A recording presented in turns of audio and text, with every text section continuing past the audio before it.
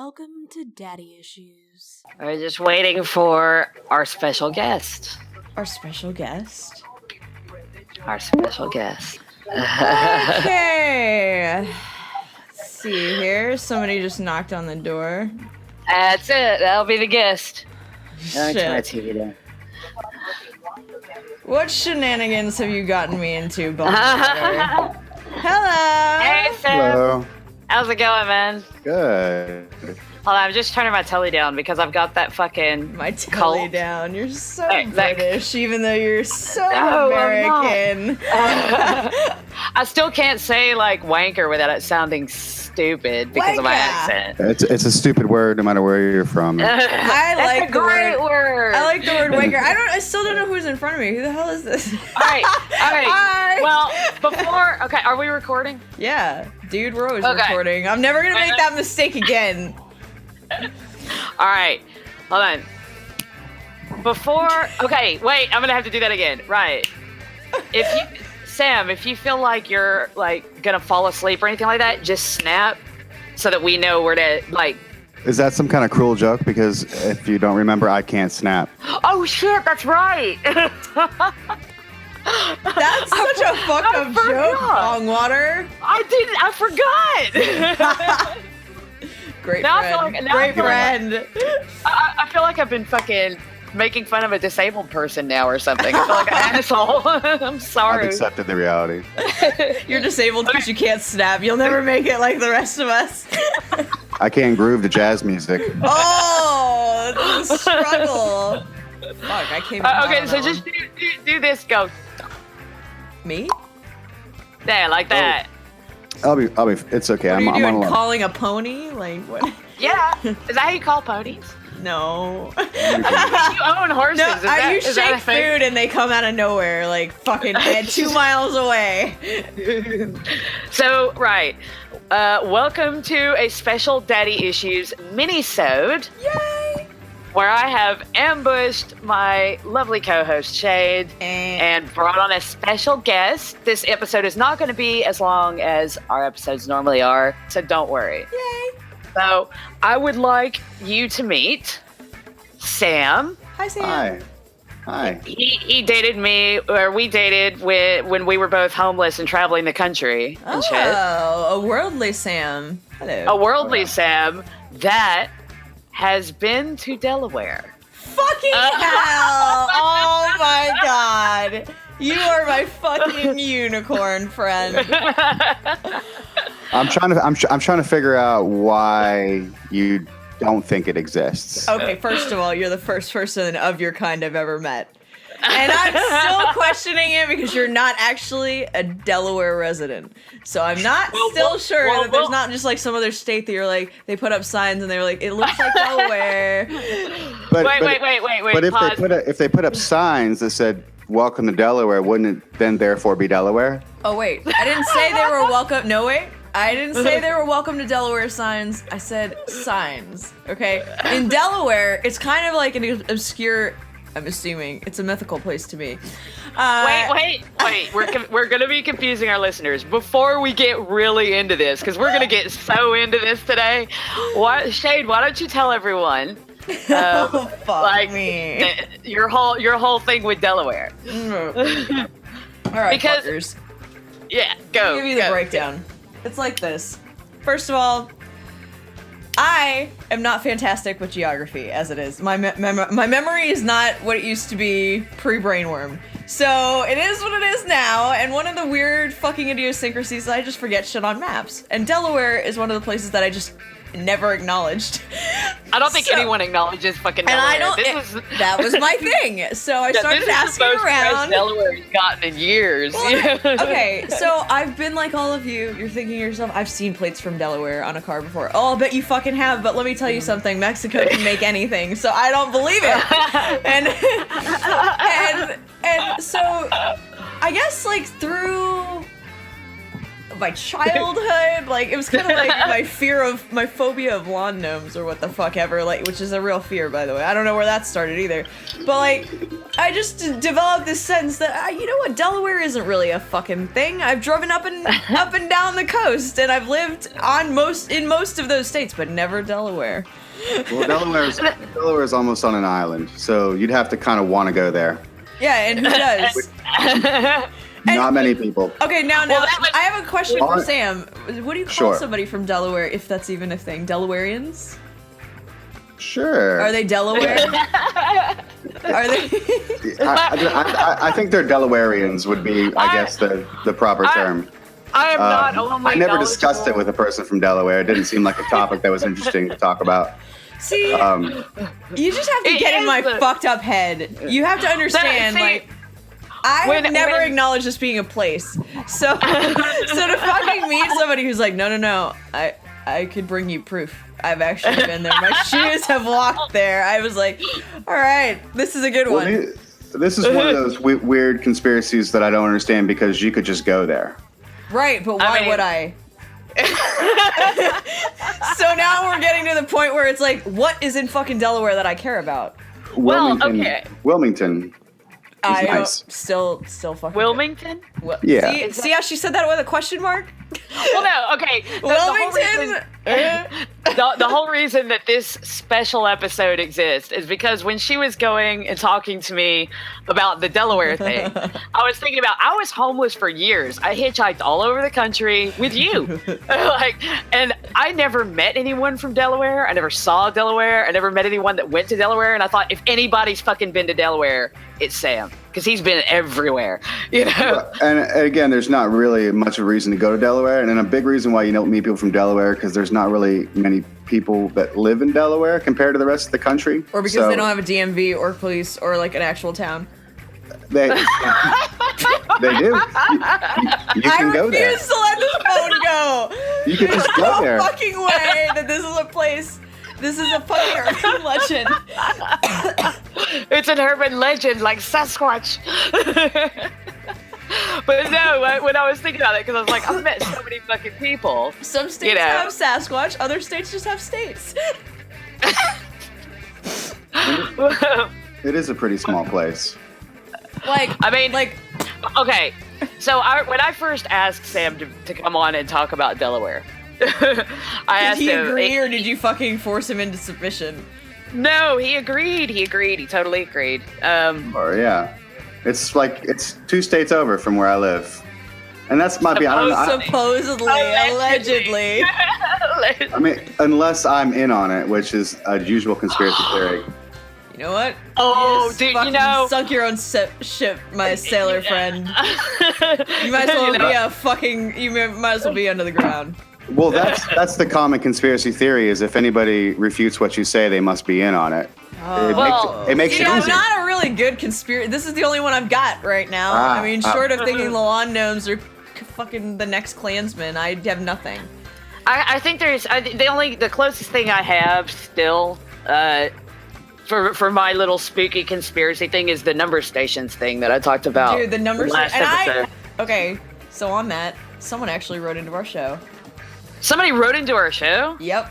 I didn't even know people even fucking knew our actual show email. And it was about What'd they say? They're like, so the numbers things, where do I find these? I'm really intrigued and I'm really mathematical. And I was like, mathematical? Oh my God. An interesting. Oh. We are all way too high to record right now, but I'm glad we fucking are, because this is going to be gold when we edit it. Okay. I have to show you our next guest. Sam, I need your approval on this. You're now part of the team. Let's do it. He sounds thrilled. Sure. Fucking great. You know, though, there is a case to be made for him being in on it, because, again, when I met him, right? Yes. He was this traveling hippie with these really long blonde dreadlocks and everything, and he was he had patchwork everything and shit like that. But now, right? Dreadlocks are gone. He has a job and a house and a kid. I mean, clearly someone's paid him off. I'm like 40 though. I don't know. Like, and I'm going bald. Hey, I So can tell you with absolute certainty that 40 years old does not mean someone is an adult. Okay, so the fact that you've made it into Maybe adulthood, like, you're doing great. Just pat yourself on the back. You've got a kid, you've got a job, you're doing great. I definitely agree. I don't know if I made it into adulthood, but I do know that the dreadlocks are gone because there's no hair up here. No So- hair up there. You know, kids will do You that don't to you. Kids will fucking rip your hair out or make it fall out. One of the two. Yeah. I don't miss it either way anyway, honestly. Your you know? kid or your hair? Both maybe. I don't know. So I was hunting down guests for us, and I found one.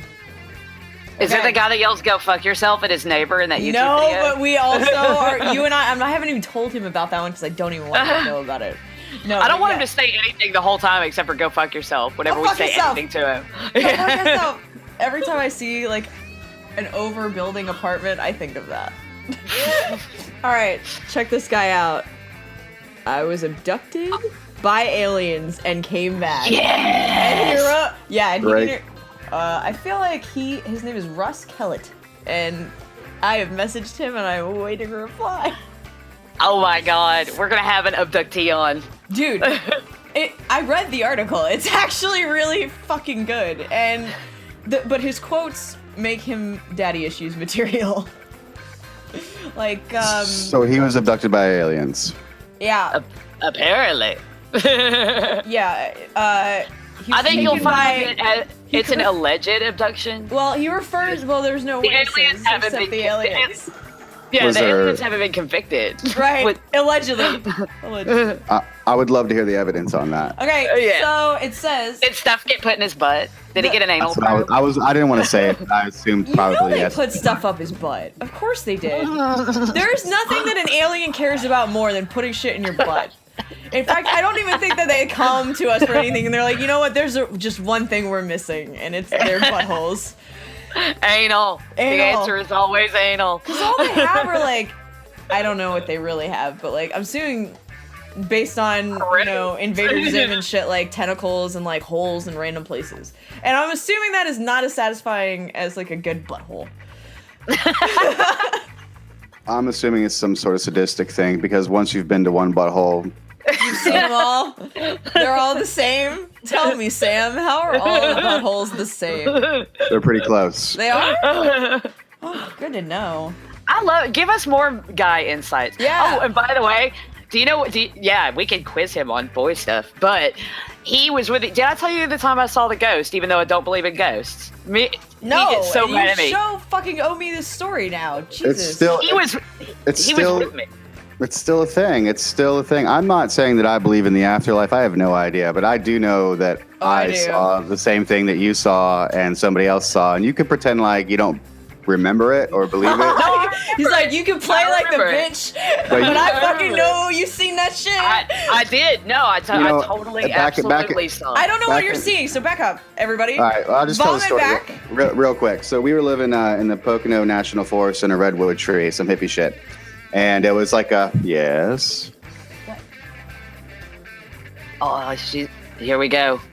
Get some popcorn. Shit's about to go down.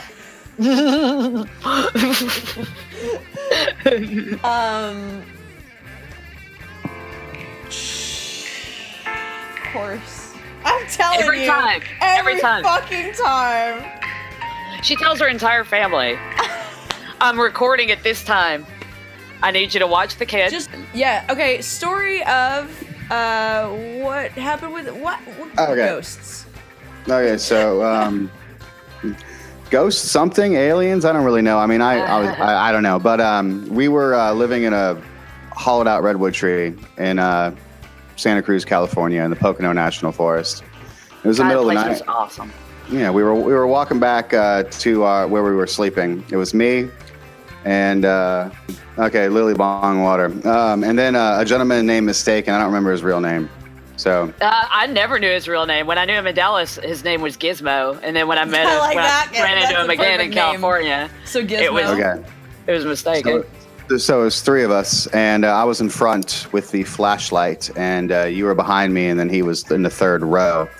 and the trail was quite narrow, and so we were walking towards where we were sleeping, and I guess you had seen it first because you grabbed me by the shoulders and you said, "Hey, look out!" And I looked up, and there was a gentleman with a backpack, holding his backpack, walking down the trail, and I moved over to let him walk by and shine the flashlight so he could see. He didn't have a flashlight, and as soon as I did, he turned into a blue orb, moved across the trail. I freaked out and cussed and shined the light on the blue orb, and then it vanished. Yeah, we all just. And you saw the same thing, unless I saw the same thing, and Mistaken saw the same thing. Because like when it happened, we all were holding on to each other's shoulders and just didn't say anything for a minute. And then Sam was like, "Did you guys fucking see that?" And we were like, "Yeah." And we went back to the tree and we started asking each other like details about the dude's appearance to see if they matched up. It was the and same shit. thing. Yeah, and it was. It legit was. And that was one of the rare my instances God. back in those days where I wasn't drinking or on any drugs. So. You were like back Yeah. in those days before shit Yeah. really hit the fan and I got Yeah, a house, a job, and a life. Yeah, Now we I'm were fucking dosing up. We were sober that night. We didn't smoke until we got back, and we didn't have anything else on like with us at that night, did we? No. Hey, no. bong water, Yeah. baby. Cheers. I would join you guys, but I quit. I don't smoke anymore. Medical. Either I don't know. I mean, for you, medical, sure. For me, it gives me anxiety. So. Oh yeah, it's not for Oh, everybody. That's not man. good. Yeah, Yeah. don't do it just to do it. You do it because it Well, makes you that's- feel No, I don't. better. Yeah. Oh yeah, exactly. Yeah, I don't. I'm giving it up. Don't you hate when people are like, oh, you don't this? No. You don't fucking like it, that's cool with me. I understand I your don't- safe spaces. I miss it. That's the unfortunate Oh, do thing. I you? miss it. Oh, Yeah, I wish I could, but it just makes me anxious, and like I'm going to Colorado this year, and it's really annoying. Jerusalem! I'm finally going to a place that has legalized marijuana, and I'm probably not gonna, buy it. I mean, I might buy it just to buy it. You know what I mean? Just to buy Do it you want to legally, relocate you know. it? I mean, yeah. I just want to do it because I can, but I'm not sure if I. Well, actually, maybe I'll try edibles. I don't know. Oh, you know what? That's okay. Edibles so- are totally different, though, aren't they? I mean, yes, they are. They'll fucking. edibles it's like- might be fine. I mean, Okay. we get a lot of that stuff just kind of gets shipped here anyway. So I see the cupcakes, muffins, candy bars, granola bars, all that shit. Like you see it anyway. So This is where I'm gonna insert a little clip that's like Charlie the Unicorn. Oh God, what is that? It's a Leopleurodon, Charlie. A magical Leopleurodon. It's gonna guide our way to Candy Mountain. All right, guys, you do know that there's no actual Candy Mountain, right? Shun the non-believer. Shun.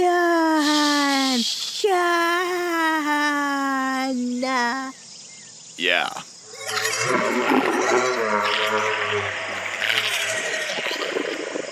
It is spoken. It has told us the way. It didn't say anything. It's just over this bridge, Charlie. This magical bridge of hope and wonder. Is anyone else getting, covered in splinters? Seriously, guys, we shouldn't be on this thing. Charlie. What a magical place! It's a magical Leopleurodon. I think I've seen Charlie the Unicorn. I Actually, am Charlie Yeah. the fucking unicorn. Yeah. God damn it, my liver's Yeah. gone. What the fuck? It's How they totally took me. my fucking kidney. Yeah, but anyway, so the ghost that's the biggest. If we ever argue over anything now, years and years and years and years after we one split up, nothing fight. it's the ghost sighting. Because I'm Okay. like, well, I don't know if it was a ghost. I don't know what it was, but that doesn't mean it was a ghost. It And sounds he's like it was a "You fucking sla-" he's ghost, like, bong "You water. straight up, yeah, he's like, you straight up saw it. It was a dude, and he turned into an orb, and then he fucking when it disappeared, it did this sort of trailing off, disappearing thing, almost like Well, smoke. And I didn't know at the time, but I found out later that that's kind of like the creme de creme of ghost sightings. So and it kind of falls in line with what other people saw, the blue orb, all that kind of stuff. And I mean, it's I don't know what to Dude. say. Can we I- talk about how we were all freaked out, right? Then we go back to the tree, we sleep, and then the next day we go back into town with all the other homeless people and hippies and stuff, and we're like, "You'll never guess what we saw," and we were all like, all stoked about it, and we told them all, and they're like, "Oh yeah, that happened. That's like standard. That happens like all the time." What out the there." fuck? Haunted woods, man. Yeah, they're Apparently. yeah, because they all sleep in a lot of them slept in those woods, Right. and they're like, "Oh yeah." That's yeah. Frank. He left Yeah, us, yeah. but he's always with us. Deuces. Like, we'll always remember. We'll never forget. Yeah, dude. Yeah, it I mean, was- I definitely don't know what it was, but it certainly wasn't a mass hallucination. Okay, I you just- want to know why I'm a believer, Bungwater? what? And Sam, our new my new best friend. You guys were already best friends and fuck buddies and everything else. Lucky you. I'm jealous. She's got amazing boobs. I am. I'm a little jealous. You think I got nice boobs? No, dude, Okay. I'm sure they're fantastic, but I'm looking at the only Oh, one for me. No way. He's got unusually small nipples. It's true. He's got The size of a tiny dime. nipples. Size of Yeah, time. the size of a dime. Size of a dime. Oh.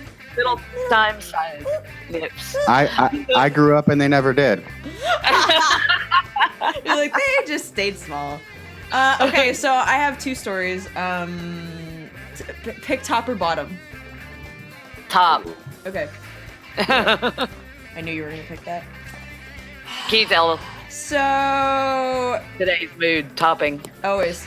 I went to what I thought was just like a regular. It's called the Sterling Hotel. It's in Dallas, and for those of you who don't know, I fucking purged Dallas for my life. I don't miss you. Fuck off. Yeah. Like, I'm with you on that. I don't miss you, but shout out to the Sterling Hotel who has some Sam- real shit going on down there. Sam's been to Dallas like once, I think, and he got Yeah, robbed. Yeah. Like for a night. He was there for a Okay. night and got robbed I could immediately. one night At the Hilton. At the Hilton. Yeah, he got one of the he got- nicest hotel. places. Yeah, of course. You got, dude, there is no nice place in Dallas that is really actually safe. It's just the illusion of safety. So if you live in Dallas, I'm glad you're listening, but also sorry. Yeah, move. Run away. Run away. Hide in Henderson where you can beat your wife. Oh God, no! Don't go there. Actually, no, go there, but go, like get a lot of you and just take over the town like that. You remember that cult back in the 70s Yeah. with like the orange one? robes, and they There's- took the one that took over that town in Oregon. Oh, yeah. There's a special Yeah. on that rolling around online right now. Yes, yeah, it's on Netflix. Yeah. I was just watching it. Yeah, do that, Savage. Henderson. Like Okay. just descend upon Okay, it. so Sterling Hotel, not in Henderson, it's in Dallas. It's in the proper part of Dallas. And they won't tell you it's haunted. They'll wait for you to tell them. So that's how you know it's legit haunted, is like it doesn't even have, and apparently it does have a reputation, but I didn't know about this. And at the time I was only like a year into living there or whatever. So I forget what brought me there exactly, because this overshadowed Dallas, it was probably cocaine. I'm sure. If it's Obviously, Dallas. cocaine. Why? That should be on my shirt. Texas, Dallas, cocaine. Texas, Dallas, cocaine. That just narrows the fucking whole state down to there. The whole deal. So, all right. So in the lobby, I get like this cold fucking feeling. I walk in. It's very almost stupidly textbook. Like what you would hear about on TV, except it was true. so I came in, and it was cold. It was the winter time, so you're like, okay, so it was just fucking cold, you dumbass. No, wait. So I come in, it's hot as shit balls when I walk into that stupid lobby. And actually, the receptionist sees me doing like this, because I'm always freezing, by the way, and I'm doing like this. And she's like, oh yeah, I'm sorry, our heater down here is on high.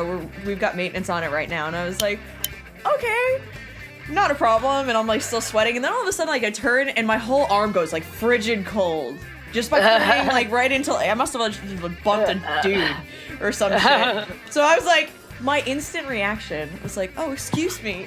Okay, that was the first thing that happened. That was just weird and kind of odd, right? But then, so I notice that there's all the floors except one, and I think it's the 11th floor. But it could be the 12th or something. It's not the 13th floor. It's not the stereotypical floor, okay? It's a different floor. Well, usually there's not a 13th floor. Right. So Yeah. I They think just don't do it. I'm pretty sure it was in the 11th floor, and that was shut down.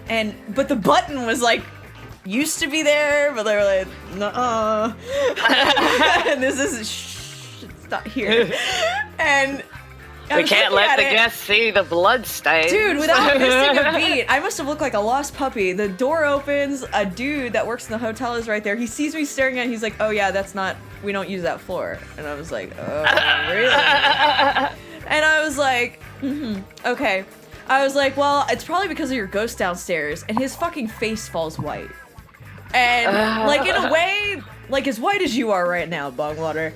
Like, white. And there was a moment where I was like, are you okay? And he's like, oh, yeah, I'm fine. That was the end of that exchange. So then I go into my room. This is all in the course of me checking in maybe 30 minutes, right? I go into my room, and I hear someone opening and closing my fucking door when I'm in the bathroom. And I'm like... Oh, fuck no. Fuck? No. None of that. I damn well know. Okay, we're in keycard era, so like I damn well know that nobody has the other card because I've got them both in my fucking. So I'm like, who's in my room? You turned Scottish? You changed your act. Wow. I did. I immediately was like, you have to be as brave as you can. Did you need a brave heart? Dude, I was like, where's my... I'm like 2 steps away from taking my makeup and just going, I'm ready. So here I am, like, bravehearting it up, and I did sound like a dude. I was like, I'm in here. and I walked out, and then, of course, I'm sounding like a badass, but I, like, just cracked the door, and I'm like... like looking left and right, and then I hear something fall, and it's nothing glass, but it's like something probably expensive I'm about to have to pay for. I'm like, who the fuck let a dog out in this room or some shit? So now I'm not, like, all of a sudden I'm deflated. I'm like, that's not a person. No person is that fucking clumsy. Oh, no person is. But turns out they will fuck with you, and by they I mean whatever the hell it was, because all of a sudden I'm looking in my room and something in a fucking, like, it was a shade. Shade seeing shades. It didn't move at all. It was like staring me down, but like there were no eyes. I just felt like it was like, come at me, bro. But I was like, no, I don't wanna. The good feeling's gone. Oh god, my vagina's like shriveling up. I'm having all of the worst feelings. And then it's like it shifts like towards me a little bit, like, oh. And I was like, and the panic attack starts, and I guess, like, I passed out. Because the next thing I know is the thing is gone, and I'm awake, and I go downstairs, and I'm like, I'm checking out. And they were like, as if they weren't even surprised. And I asked her, I was like, what the fuck? And I was like, and there was this woman just, like, standing next to me like this. And I was like, I'm sorry, you should help her. And she's like, who? And I was like, her. And I was like, I was like, I'm sorry, this wise person next to me. Because I said old by, like, happenstance. It was a fucking ghost. And apparently, this particular ghost has been the topic of paranormal shit, and she's normally sitting in the lobby, like, further away. She's usually sitting and rocking. So she was, like, up in my business, listening to me bitch about, I guess, maybe her ex-husband that threw her out the window, which resulted in her shaking like a fetal position internally. And then a supervisor comes over and he's like, come over here. And I was like, oh, you fucking know what I'm about to tell you. And you don't want me to say it to the world. And he was like, listen. He was like, I know what you're about to say. And he's like, and I'm happy to buy you a coffee to help you calm down. I was like, in what world does coffee help you with this? And I was like, I need, like, fucking a brick of weed right now. And he goes, I understand how you're feeling. He's like, we'll give you a different room. I was like, I need a different memory. So, yeah, that was my experience. And he tells me later. Same hotel. No. He's worked there. This particular guy, I don't know if he still works there.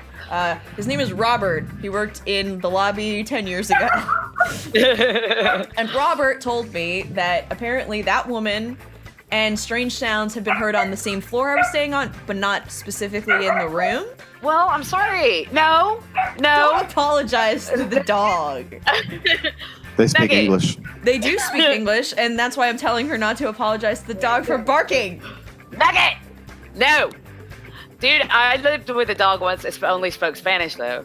That was great. I'll bet he was bilingual. Maybe. He never listened to what you said in English, though. You had to speak He Spanish. was like, Well, fuck but- you, but- Americans, But gringos. no, but no in Spanish is no in English. Yeah, but like, he knew Just other saying. stuff. I mean, I'm just You know, like, no, maybe it's like no, but it's still no. He knew other stuff besides no. Like, you know. Okay, so we've got the we've definitely got off topic about Delaware, which is fine because it's ridiculous because you could just go there. Or Oh, I could go on knowing how insignificant it is and just not. That's Or, fine. like- you can accept. Yeah. But it's right over there. So it's but, It's right over there. but to Take a talk left. about the ghost sightings. So I've definitely seen some things in my life, but one of the things that makes me think that it's something else and it's not what we think it is if you think about it, I can't How- edit you out, homie. I know. Nugget, cut it how out. how fucking depressing would it be in this giant universe if you died, if you just wandered around and scared people until when? Until the sun blew up and the earth blew up. I mean, that's my issue with it. I mean, sure, maybe there's some kind of conscious being, maybe there's some kind of energy, but then what? Yeah, You know what I mean? then Like, nothing. that's I the think only you just thing I fucking can't- careen around and just you're a permanent nomad unless you're one of the really unlucky spirits who just have to like chill in that one spot. Well, what happens when the sun blows up? You just chill in space? Yeah, Yeah, maybe they do. I think fucking they do. sucks. I That think it fucking would sucks. suck. Although totally I'll bet sucks. I bet the view from the moon would be pretty, or Mars. I'd probably hang out on Mars. Would they go to another planet and just occupy the same space? So like, we're in Mormons. relation- relation- Jupiter, So we're Europa. Mormons. So we're Apparently. Mormons now. So Mormon you get ghost. you get your own planet. I So- want Europa. I want Europa because I know there's some shit living in there. They're just. I want Uranus just for the jokes. She gets it. So- Tips. But having said that, I have seen some really weird shit. And I'll tell you a short little story that kind of like again it makes me question and makes me kind of be afraid of death. Like I'd rather be an atheist and just think that it all goes black than think that if I die I have to wander around forever. That fucking Or sucks. answer for shit. I don't think you I have to. don't think anybody answers for shit because if you look at human history, I mean, we're all do fucked up shit, and hell would be a pretty big place, you know? Yeah. But so I used to live before I lived in this house. I lived this area called Ennis Mountain. I lived in it was a beautiful house on 160 acres. The previous owner of the house, there was still the Wait, owner. What state? Yes, Virginia still. Okay. About 3 or 5 miles from where I live now, in the same neighborhood. And apparently that house, on 160 acres, there was 3 or 4 houses, and they were all owned by the same families. All the families lived in it. Well, this house was built to house the owner's parents. The owner's parents had both gotten dementia, and the house, it was weird. The locks were turned around, so they couldn't wander outside the house. Right. So they'd lock them in. They would fucking lock them in and then go about their business for God knows how long. So, well, apparently they got so bad. The mother is in a hospital now, but the father died in the house. That's just the backstory of the house. Okay. So we didn't really The know. walls could talk. Yeah, we really This old guy didn't. died. Then we put him in the wall. So when you buy a house, they have to tell you if somebody dies Yes, in it. buyer's disclosure. Yes, this is true, and I've read some scary ones in Georgia. I found a scary one, and in Connecticut. But anyway, When you rent a house, they don't. yes, I know that also. know. I got a story for that. Please remember. So Making a when we note. first lived there, we noticed some things, and at the time, all the things I'm going to tell you until the end, I just discredited it as smoking too much pot or staying up too late or whatever it was. But one of the things that we noticed is we always had, a lot of times we had a sense of dread in the house. Yeah, A lot of times, I know a sense that of feeling. dread. I know. Oh my god. So we definitely felt unwanted, and we didn't really know why or whatever. We just we didn't like to be alone in the house. We just didn't really feel I guess safe. Right. Yeah. You're like, we're not alone. So I didn't know what it was, and we also periodically would smell vanilla for some strange reason. In different nice. Yeah, I thought that is nice. How soothing. What a nice fucking Delicious. secret. Delicious. Or I could best describe it as vanilla. So I often, this is my ex-wife I used to live with, so I don't think we really like each other because I would hang out in the living room and she would go to bed. And more than one night, I'd be sitting in the living room and I could hear in the basement, I could hear people talking in the basement. People were like giving each other hummers in the basement. It was almost, I could almost make out what they were saying, and I'm like, I'm fucking going crazy. Like I'm going crazy. This is ridiculous. It's happened. It finally happened. I would open up the door to the basement, and it would be just the darkest, blackest place you ever go. Now you think about it, you're like, you know what? I'm just afraid of a basement. Like every human gets afraid of the basement at some point. Right. I've done it. Every basement. Everyone. Sure. I'm just hearing things, whatever. I talked to my ex-wife and she said, you know what? I hear voices sometimes too. I don't know what it's coming from. Maybe it's the pipes. You know what I mean? Maybe. So why does everybody assume it's the fucking pipes? Do we all have so little faith in craftsmanship that we're like, it's the fucking pipes? You assume it's something, you know what I mean? And so we had a cat, Emily. Emily used to like to get into the cupboards, get into pots and pans, things like that. And one night I heard like a sound in the kitchen, and I get up, and she's on the counter, and all the cupboard doors are open, right? So I'm like, no red flags, by the way, go off for me at this point. I'm just like, well, that's interesting. I guess she opened up all the cupboards. And so just left them all open. So I shut all the cubbards. These ghosts have to be hella hungry looking for food because like in all the paranormal shit, they're like, and all the cupboards are open, and you're like, why? Yeah, or trying to get your attention, or trying to tell you to leave. It's just what I'm going to get at. Or the water thing, like them turning on all the water. All the faucets. I've seen there was a documentary film. It's excellent, by the way. It's the only one that's ever scared me, called The Blackwell Ghost. And this guy is kind of like, he's a horror film guy, or screenwriter or director or something. And he's like, I do zombie things. And he was like, but at one point in film school, they were like, you have to make something that you really believe in, and something that intrigues you, something different that intrigues you. So this is what he came up with. Well, for the longest time, he had no material. And then he happens across a story that actually visually will fucking... If you can put yourself in his position, it will fuck you up in your mind, especially you, Sam, because what you're telling me is what you dealt with is what he recorded on film. It was fucking scary. Oh, yeah, wait till the end. But go ahead, finish what you're... No, go. Okay, so there was one night. So I had this house was kind of like a half A-frame, so it had high ceilings and then the stairs going up. Since we moved in, we always heard creaking up and down the stairs. It's the same creaking when you walk up and down the stairs. At the time, of course, what you think, the house is settling. The house is always settling, right? All the time. So we're sitting there, we're watching TV because the TV is against... Into a new dimension, Sam.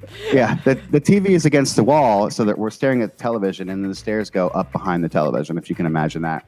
And we're sitting there, and we're watching TV, and I heard the creaking of the stairs, like I always do. And then I saw something, and I turned white. I didn't say anything. I looked over her. I was like, did you just fucking see that? And she's like, yeah. I was like, I didn't want to say it. I wanted to hear it out of her mouth. So what the fuck did you just see? She said, I saw two legs walking down the stairs. And that's exactly what I saw. I saw two shadowy legs walking down the stairs. Okay. See, she's getting the icky feeling. That's how you know it's true. It's not over yet. Okay, so we always felt like we weren't wanted there. I always felt like there was something like, making us, I don't know, I just felt like something didn't want us to be there. So that's what it feels like when you live in Texas. What? So one night, out of all things, I was staying up late again. Of course, I was sitting on the couch and I was watching Mothman Prophecies. Of course, I was fucking watching Mothman Prophecies. So I was sitting there watching Mothman Prophecies. Now, by the way, there was no rain outside. There was no wind outside. Nothing was going outside. It was incredibly quiet. And I'm sitting there, and all of a sudden, the house starts vibrating. Like the house? The whole house. Fucking house. Like vibrating? No. The whole house is vibrating. I hear like rustling of leaves. It gets louder, louder, and louder, and it starts sounding like as loud as a train. All of a sudden, I look up, and trees start falling through the roof. and like somebody dropped matchsticks on the top of the house. I've got video of the house afterwards. Yeah. I've seen that video, yeah. 6 giant trees fell on top of the house. I was in the living room, crushed the living room, like destroyed everything in the living room. There's 12 trusses on top of the house. The only one that survived was the one above me. If that one would have broken, the whole roof would have caved down in on me. I did a flip to shit and went into the kitchen and started screaming. And my baby at the time, she didn't wake up whatsoever. Dude, I would kill to have a kid that slept that well. I was like, the fucking house wants me to leave. Yeah, so much so it's breaking itself in half to get you out. So the 6 trees, it was a giant poplar tree, and it hit 6 other trees, and they fell down the mountain and dropped on the house like matchsticks. And you're fucking shitting me. No, I'm not shitting you. I thought I had the worst luck. You got me beat. There's no wind, no rain, no mudslide, no nothing. What the fuck did the police say when they were like? It's not. It wasn't a police issue. Plus, we lived on 160 acres. There was no police. We were our own police. The landlord came because and then he was like, "Can I come in the morning?" I'm like, "No, dude, you need to come right now." Motherfucker. And so I have no roof, bro. I'm carrying my child, and there's he didn't understand the depth of the destruction of the house. I guess a lot of people oversell. My fucking roof is caving in, and you're like, no, it's actually gone. Yeah. So I live. I moved. I live in this house now. I moved into this house, and he asked me if I wanted to come back, and I was like, I'm pretty sure the house doesn't want me to be there. I don't. No, thank you. What did he say anything to that? No, I think he kind of understood. I was going through a divorce too, but anyway, that's a whole other thing. So anyway. But well, one of the things I want to say about that is where I live now. There's a graveyard adjacent to this house. Like it's right there. It's a big graveyard, and I have never once felt any of those things ever.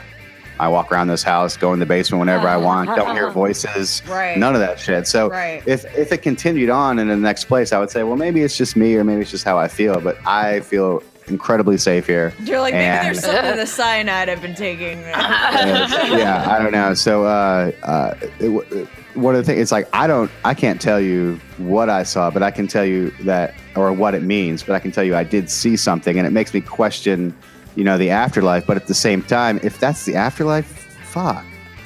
Yeah, but you wouldn't know it. That's what am I just gonna be pissed off that somebody's living in my house? I mean, wouldn't I know that I'm dead? Wouldn't I? That's my problem with the whole ghost thing, because once your brain dies, that sense of identity and that sense of who you are is gone. Like, you wouldn't once your brain dies, you're not gonna remember, oh, my name is Misty and I was born in June and blah blah. Oh shit. Fuck. Oh, my name is Lily, and I was born in June. Well, we still haven't found the source of consciousness. So, you know what I mean? Like, we don't know where consciousness lies in the brain, and maybe it's a combination of the different parts of the brain, and that's what makes up consciousness. I don't really know, but they haven't found the root of consciousness yet. So maybe that's what it is. Maybe somehow that's saved. That doesn't sound very scientific at all. In fact, it sounds very not scientific. You know what I mean? So, you're like, it's actually, we're going to existential really quick. I don't really believe that. So, you know what I mean? Like, do you think, okay, if they found it, if they could do that, if they found the sort of root and source of consciousness, and they could, upon your death, save it, and like, I don't know, upload it online or something, would you do it? Definitely, or wander around. Yeah, I would rather do that than just kind of wander around and scare people. Yeah, I mean, wandering around and scaring people has its perks, but it'll get old eventually. I know what I would do if I were a ghost. If I were a ghost, I would like post myself up, find the cure for something, and just like annoy somebody, haunt them with like all the answers until they fucking were like, oh, here's this idea I had, and I'd be like, then I'd haunt them because they were taking credit for my shit. Until they die. That's the thing about that I don't understand, because death is infinite. You know what I mean? And so I'm gonna die over and over again, or I'm just I mean, once you're dead, you're done. You don't. What about you don't reincarnation? That could be a thing. I don't know. So there's 7 billion people in the world, and like 2020, how's there's that water dick bong water? Jesus. There's gonna be like 20 billion people, or 10 billion people in 2020. So. So with reincarnation, are we creating new souls and recycling old souls? And how many times does it go? I think Splitting them off? Okay, let me tell you something. Souls reproduce by osmosis. Let me dude. let me tell you why I say this. A long time ago, from somebody I actually quite respect and who's not at all kooky or crazy or like one of those people as I've been referred to. She was like I'll call her a massage therapist, but she wasn't a stripper and nothing crazy. Like she was actually like she fixes people's backs. So I love that disclaimer. She's a massage therapist, not a stripper. Everybody loves a happy ending. I do love a happy ending.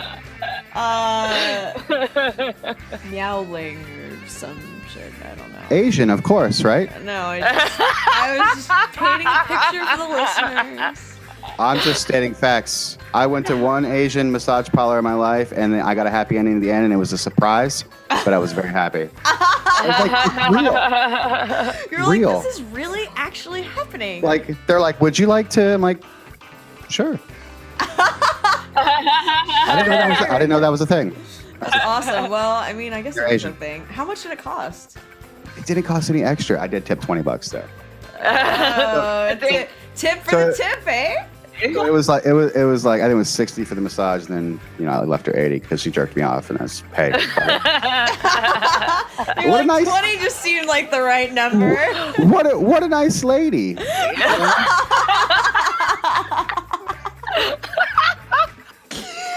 We need to find. She's doing the good. She's fighting the good fight. Imagine She's if that paying happened. it forward.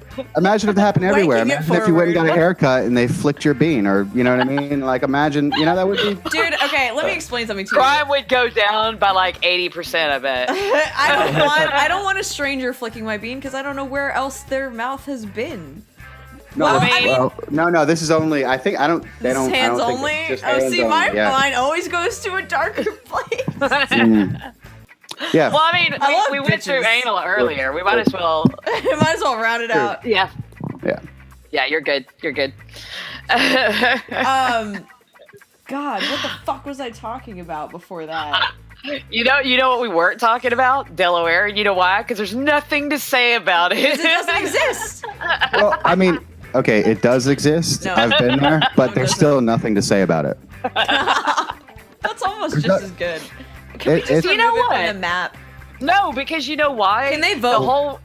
Yeah, What they would can be vote. there? Can they vote in? No wait. Can they vote in their own state, or are they a province, or are they some fucking other obscure? Like DC is its own thing. They can't.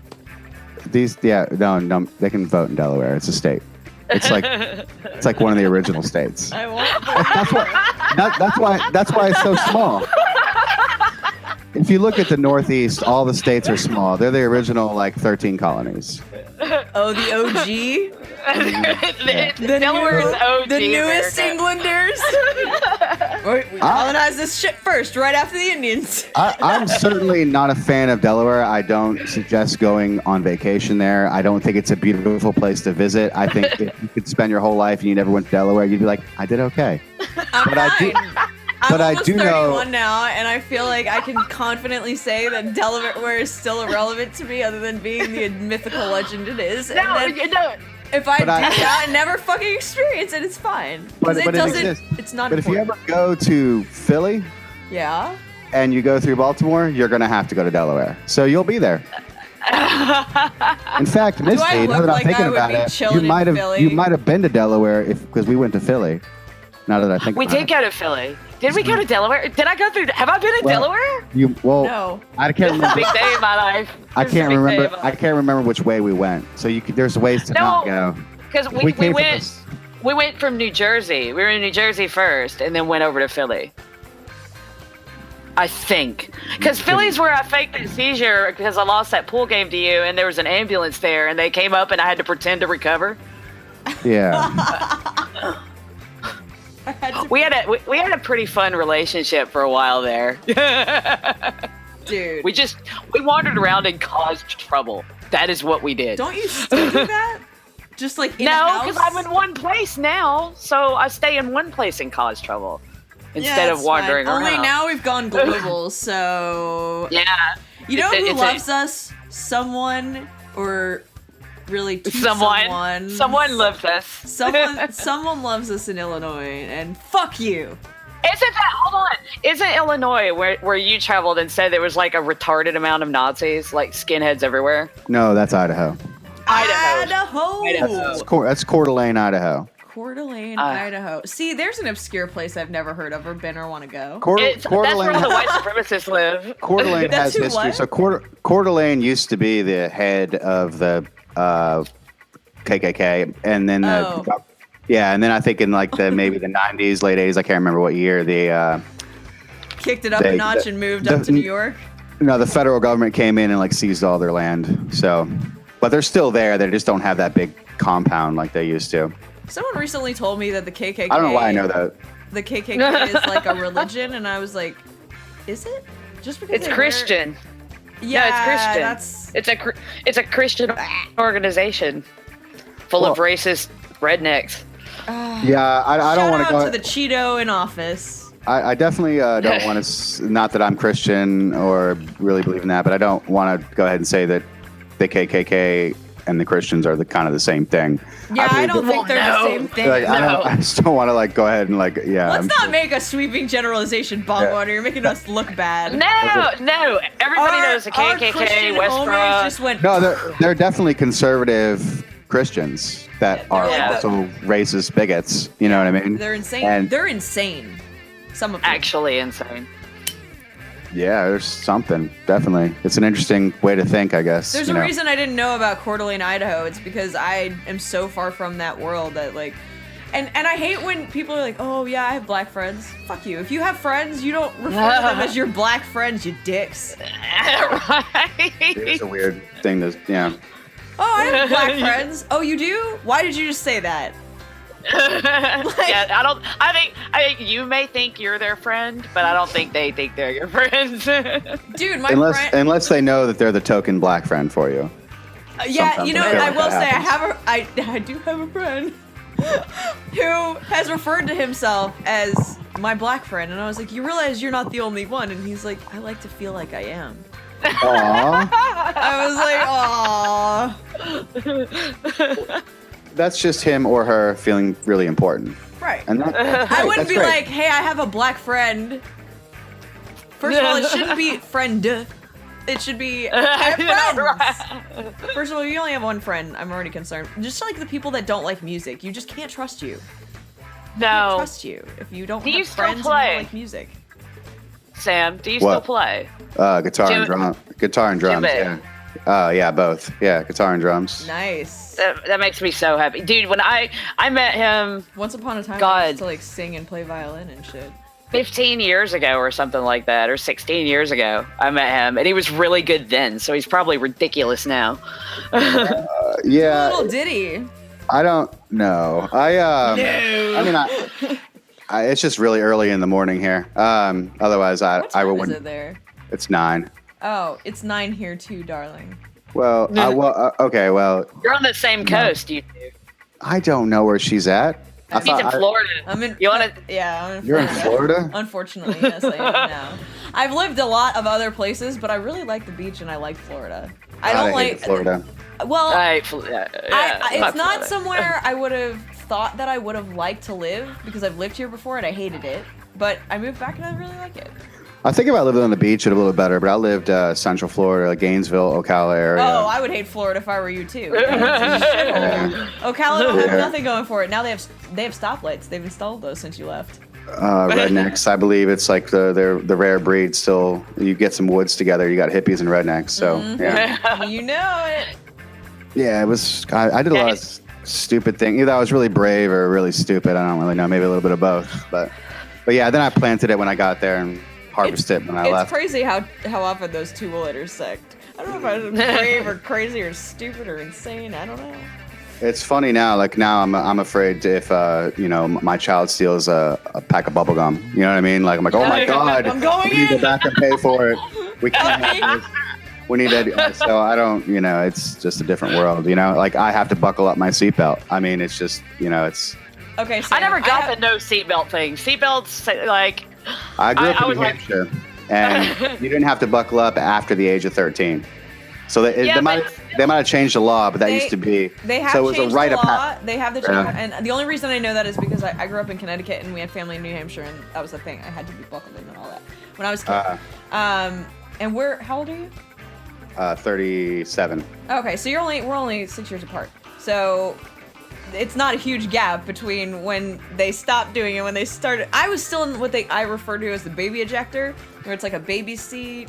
And you can be flung out of it the moment that someone puts the brakes on. It's like, Yeah. Right, yeah. where there's like a strap, but it's so far above the baby's lap. It's like, it's so decorative.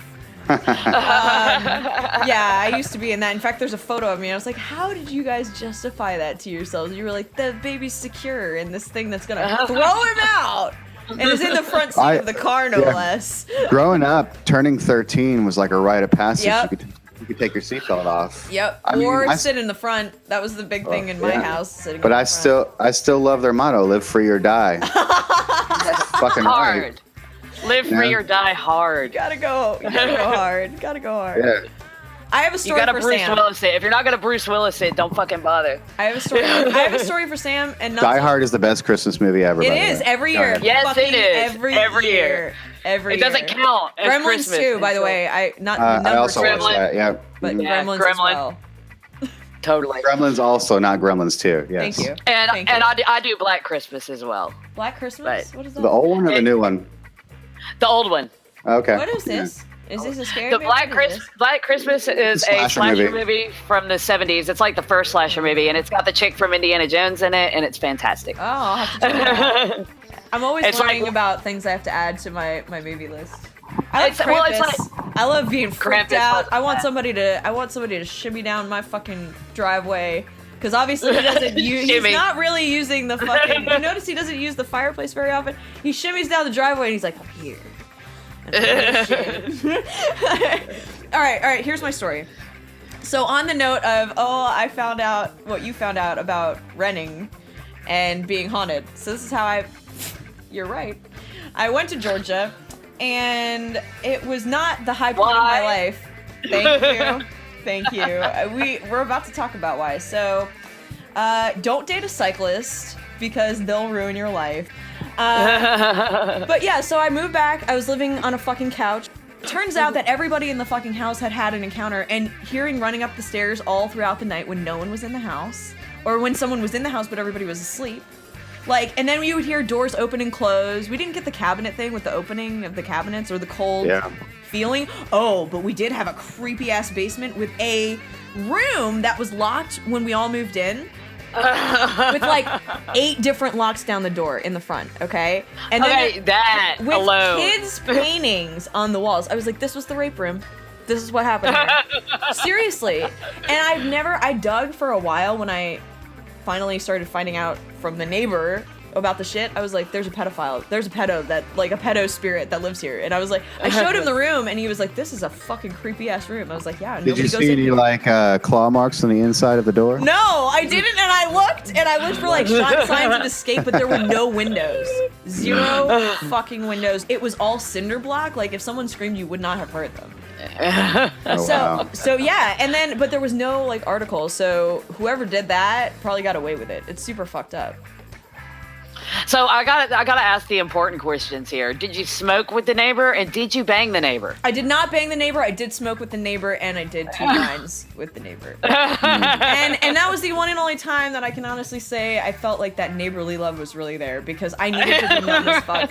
I seriously, I really hadn't done coke before. Actually, if you want to know the truth, I hadn't done coke before, but when you see a ghost and you're considering you're at the point in life when you're at the point in life where you're like from couch to maybe like pole at that point, you're like, really, I need to be numb. Clearly, you didn't know this at the time, but that's probably the worst time to do cocaine. Right. No, okay, You're I didn't already know paranoid. this. I had no You're like, experience. oh my god, there's ghosts in my house. Let's do some cocaine. Okay, Are you well, going back to your house? Never going back to my house. I'm No, a team never. player. I'm a team player, and I just really wanted to feel included and loved. And like, I thought that little white widow was gonna fucking just creep. Dude. You have just described every single person on the planet's reason for doing cocaine for the first time. everyone's doing it, and you want to feel included, and you want to be a part of it. You know what? And there wasn't like anybody else there, but he had a really cool dog. And see, if you have a really cool dog and your dog is instantly like really nice around you, I tend to believe that you're not a piece of shit. And I don't know, it was a false sense of security perhaps, but he didn't touch me once. He didn't. I mean, here I went to Starbucks with a potential business client a few weeks back for this show. Oh God! And the guy dropped his phone just to like near my legs, just so he could sniff up my legs. And he was like, delicious. And I was like, he's like, that's exactly what I thought I'd smell. I was like, what? Like That's sniffer. weird. That's just weird. Yeah. Yeah, it's weird. It's creepy, but it's more sad. Well, he was older. Yeah, I mean, I don't know. Old businessmen are into some weird shit, man. I'll bet they are. For real. I'm They're into not some being. weird- It's like you haven't paid me yet, bro, and you're not gonna get that either way. Who sniffs a leg? Like he's I don't know. hovering around my calf muscle. It's Like, like, I can- what's it like like, I down can- there? Like I kind of understand the ones that smell your hair, Yeah, I got but that. like it's still like, stalkery and creepy though. Like, half though. That's weird. That's Okay, Sam, do you have another story about the paranormal? Because I want to make Misty a believer. The other day she was like, I don't believe in ghosts, and I want to make Well, her okay, believe I'll in tell you ghosts. what. How open-minded I am to y'all's story all depends on whether you will admit that Delaware is a real place. I already know it's a real place. I could show you pictures. I'm recording. Do you want to say hi to Sam? I just met Crazy Christine. Okay, come here. We're gonna have a quick. Yeah, sit down. Speak- We all need to have that conversation. What the fuck? Speak into the mic. First of all, I Gorgeous. met Crazy Whoa. Christine guy in the woods. Just what were you doing in the woods? Yeah, we just He wants talked to know about what you were doing in the spirits woods. Does anyone Um, have woods? none of your concern. England has woods, English. so creepy, crazy Go man ahead. in the woods. Do tell. Alright. So basically, we were just in the woods doing our thing, and then he like came up to us and saying how God is amazing, and then he said everybody's messed up. I'm messed up. Clearly. And Yeah, then, you're like, and then I and? told him, and then I told him that I'm gonna change my name to Jesus, and he really believes I'm gonna change my name to Jesus. He's Why would writing you a tell show him for that? us. Don't engage the crazy. Don't engage. Anybody named Jesus is Hallelujah, not to be change my name trusted. to That's right. Come on, Jesus. Just saying. Sam says anyone named Jesus is not to be trusted. Or wants to Are be you saying that you're changed. not to be trusted? You can be Ew. Jesus. That's okay. That's right. If it says Jesus on your driver's license, you're fine. Like so I don't know if you guys not to go too much outside, but if you ever watch The Walking Dead, I don't like the guy named Jesus because his name's Jesus. Right. I'm like, I don't trust him. Why would you What go by about- that name? What about the guy Liar. named What about the guy named Jesus in the Big Lebowski? I can't. Okay, you have to remind me. It's been a while since I've seen The Big Lebowski. It's been like decades since He I've- does Yeah. he does like the bowling ball thing really fast between his legs. Oh yeah. I know. Yeah, that's the guy who's like a little too overly sexy. Yeah, Right? yeah, yeah. But he's Spanish. He's probably really Jesus. But yeah, I don't yeah, trust probably. him. What? So anyway, okay, what happened? So what happened? So what happened? Go on. All right. Was that it, or did it? And then like he just kept saying weird stuff like how messed up he is, and just like how God within everyone. I'm pretty sure you fucked a kid who said that. Was that Rosemary? That was Amy, Rosemary's girlfriend. Hello. Wow, You'll have to speak close to the mic if you want to be heard. hello, I'm Amy. Hi, Amy. So So continue. you ran away or So you ran away. No, we didn't run away. We walked just away walked slowly. away. No, that's safer. Stop Because it. otherwise the predatory instincts might kick in. That's right. That's amazing. Be one with the Lord. Did you walk backwards facing him, like while making eye contact? I was like, Rosie, what time is it? She was like, 1:30. And I was like, oh, I have to go home. So To be honest, I want to talk to him more. He seemed like a really nice guy. He seemed like a really nice guy. Wow. Rosemary, do you, You have need to your teach her safe self-defense spaces. spray with you? I haven't No. seen him with us for like ages. No, I don't have my self-defense spray, but because of him, I have God on my side. Oh god damn it! Oh my god, good. she is your kid. Oh my god, I love Trying to her. murder me, God will just appear out of nowhere. Just help me. He'll just help me. like the mysterious stranger in Fallout. Can we He'll just talk about out of the appear. mouths of I was babes? like really tempted to just kiss her to see what you'd say. Yeah, that's probably a good way to get tased and Your dragged kid off into is the woods. more wise than like most adults I know. He was by himself as well. He was just a random guy in the woods by himself, a crazy Christian, just like. Yeah, that's weird. That's That's fucked up, all the kid. bad That's weird. signs. I thought it was the guy I knew, but it wasn't. Same, cause like he looked. There's like, another weird dude that comes That's up what to you I guys and you talk to. There's In the woods? They want to know. There's another weird dude that you guys talk to in the woods. He randomly walks up. How to old us is this mate? and we don't even know How who old is he? I don't know, he looks about 40. Okay, That's he's not your weird. mate then. He's not your friend. No, He's not your friend. Definitely not your friend. don't mate with that. We don't hang out with. You know better, Amy. Who's the You're adult out. in this relationship? One of you needs a fucking words. Rosemary's clearly the adult. Oh, I like it. I might keep it.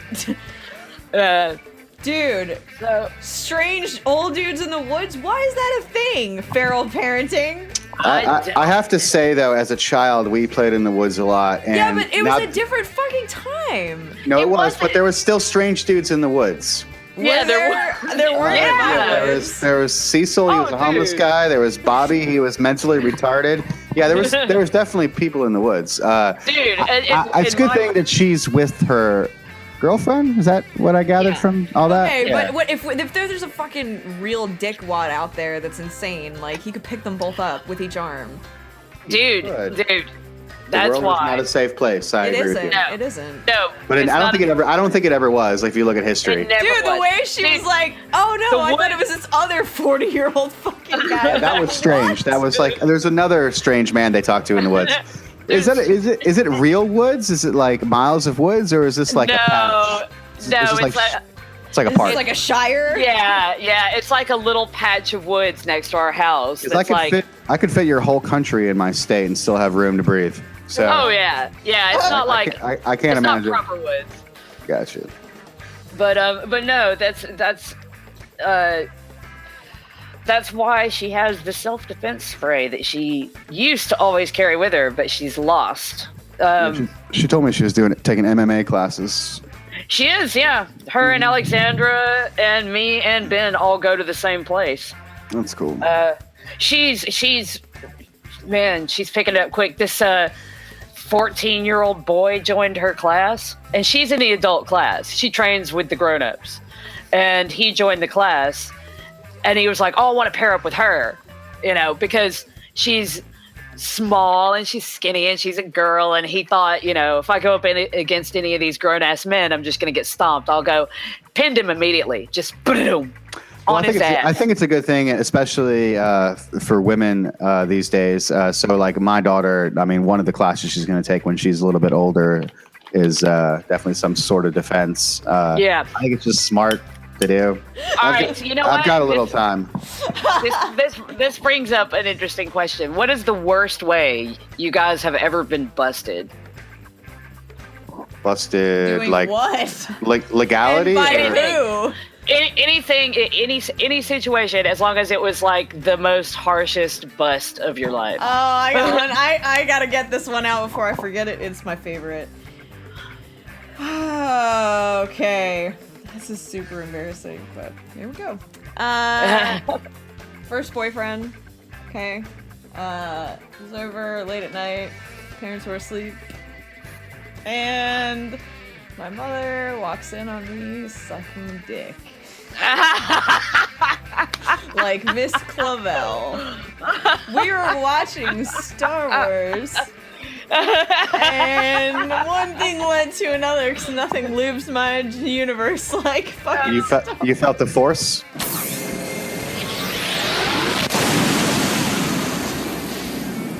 I felt it. I felt a disturbance in the Force almost as quickly as I felt the Force itself.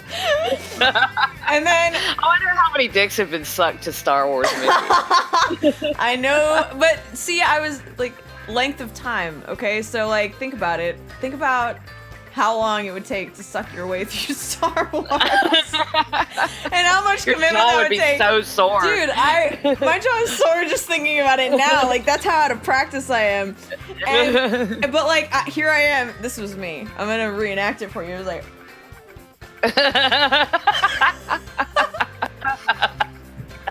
Hopefully she shut the door. No, dude, she stood there, put her hands on her hips, gave me the shake of shame, the and then it resulted in me basically being a lesbian. I mean, not that she knew this, I was already half lesbian my whole life, but she knew it after that because I was like, never again am I gonna get caught sucking dick. If ever this happens again, it's gonna be a vagina or hell or high water. But, so did you finish? No, Oh. dude, my mother stood there What a until poor guy. I finished. Like, he didn't finish. He wanted to put his dick away, although it was probably Oh, okay, shrinking. okay. It like he was shrinking in my mouth. I was like, oh, They retreated. turtle. Bye. Yeah, so that's my horrible story. She was seriously like Miss Clavell. Like, I didn't hear her approach. I think that was intentional. She was like, She knew you were sucking dick. she did. She fucking knew knew. I was on that D. And then later on, she was like, "What would Mary have done?" I was raised Catholic. Finish him. What would Mary have done? I was like, probably finished. That is the Catholic thing to do. I'm a team player. Have you not been to Catholic school? That's what everybody is doing. I just wanted to be as good at it, and she scared me off. I still have flashbacks. I'll be like, meh, meh, uh-oh. But no one's there. It's like you with a cigarette. Uh-oh, I got caught again. Except no one comes. No one, that is the fucking tagline. No one comes, and now I don't do it. There's no dick that has entered my mouth, I'm afraid, now. Since then. Not since then, ever, but you know, Well, that's one thing leads to another. You're drunk, some stuff happens, and hey, Yahtzee! Alcohol. Alcohol. You know, it's Making it never. I rarely drink. I so rarely have that excuse. I quit drinking. I quit drinking because I'm insane when I drink. Oh, and well, that's good to know that and to avoid. it- yeah, well, you know, it took me a long time to realize it because when you're insane when you drink, like in that drunken state, you don't think I'm insane when I'm You're drinking. You think awesome. everyone else is fucking insane. Yeah, you hate everybody too. And clearly they're all a bunch of assholes. And clearly I'm right about the fact that this fucking salad is not a Caesar. You're like, this and salad is made of peanut butter. Everyone, yeah, like I am batshit when I drink, so I just don't anymore. I'll have the occasional ale or the occasional glass of wine, like if I'm at an event or something like that. But I don't drink at all anymore. I don't drink liquor, like hard liquor. I think this is at a all good anymore. time to like just insert and know your limits, people. Know your fucking limits and Yeah. work within them. I don't Yeah. drink. I don't drink at home. So the only time I ever drink is after work. I work at a bar, so it's kind of hard not to. You're like, it's a part as a matter of of my fact, life. he can fucking vouch for my crazy when I drink too much. Is she Yes. crazy? Yes. What does she do? I'm- Does she like pants you in public, or like what does she do? Tries to fight. Oh, Yeah. she's a fighter.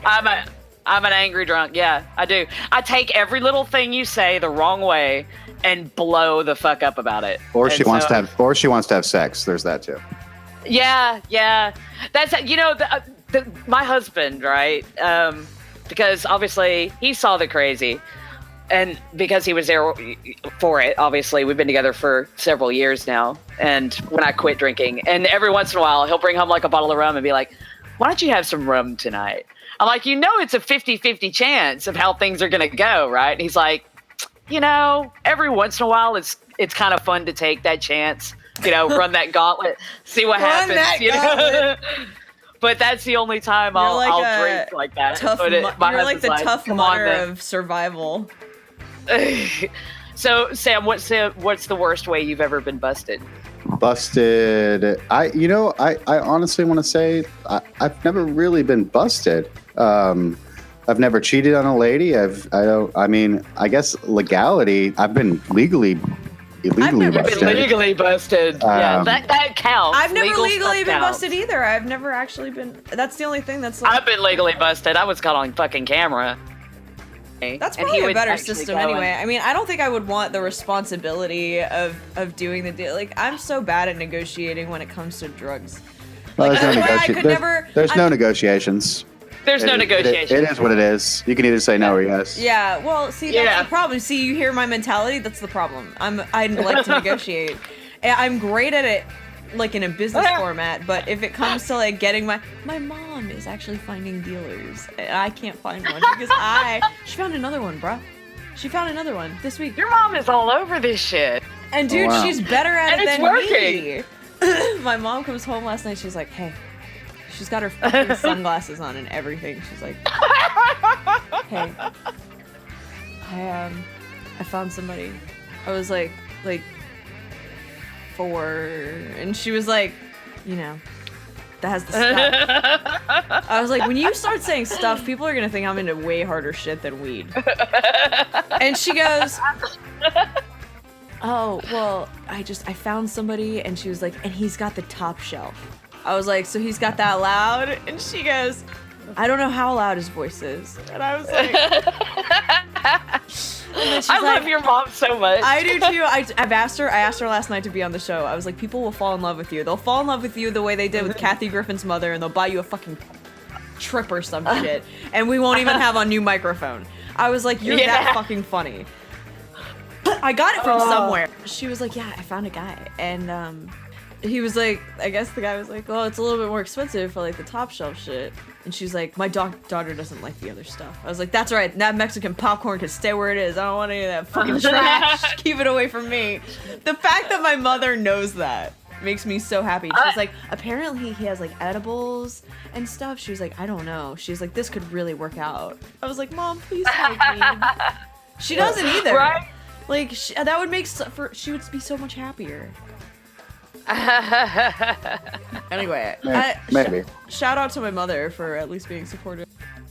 That's weird. I mean, we don't have anything like. I think we got medical marijuana now or something weird. I think it just passed, but I mean, we're way behind you anyway. So We're way behind both of you. Everybody's You behind us. Have you seen the logo? Oh, fuck. I can't believe you've done this. I'm sorry, I just had to. Speaking of, though, I think now might be a good time for me to do strain of the week. Perfect. And then if we want to get back to other stuff, we can after that. I want to have a paranormal story from Sam. Oh yeah, should we do paranormal story first, and then I can do strain And of then the week. chill at the out end? with straight of the week. Well, I guess I got like 2 more. Okay. To Bring it. Top or bottom? Do we get to pick? Oh, is one about the ghost in the house we squatted in Santa Cruz after we got? No, because that could have been rats. You talking about the Victorian house? Yeah. It could have been rats. There was a lot mean, of rats in that house. It seemed very rat infested, but not our room. Our room was like nice. We made a really pimped out room for some homeless people. Up until Mistaken burned it down. Yes. Yeah, that Mistaken? he burned it down. Wow. Okay. You like- So paranormal story. Go, Sam. All right. So they say that you're always sensitive to these kind of things. So the first one was when I was young. I was young, so we can go ahead and say I was young. Right. But I was in my bedroom. We had a bunk bed when we were a kid. I was at the bottom bunk, and I had woken up, and I looked across the room. It was dark in the room, and I saw what I thought was my brother standing there. So I got out of the bed and I went over there and I went to go push him. When I went to go push him, my hand went through him. Oh. And then I looked up and the whatever apparition started laughing at me. What the fuck? Oh my god. And I was a little kid, so I ran to my Screaming. bed, put the blanket over my head, and just stayed there until I went to sleep. Remembering telling my mother at the time, I remember telling her that it was they was dressed in like overalls. Like it was like definitely like an old like 20s like farmer kind of look. You know what I mean? Okay. 'Cause that house is like over 100 years old. So that was probably like the first experience I ever had. I got really into the paranormal like later in life for a little bit after the experience in Santa Cruz kind of like made me get really interested in the whole aspect, and with the ghost hunting craze. Remember that TV show? Oh yeah, I loved that show. I did. It was fun. So we broke into Desjardins, which is a children's hospital in our area, a mental hospital back in the day. So Desjardins, he was a gentleman who believed in eugenics. So he had a men's hospital, which was the prison, which is now condos. Oh shit! Yeah, it's weird. And then Desjardins, the one we call Desjardins, was the children's mental hospital. So we Sounds like Grey Poupon. yeah, he was a weird guy. You can totally look him up and read about him. But we went to go check out that place. That place is just it's just the history of that building is awesome. Besides all the other shit.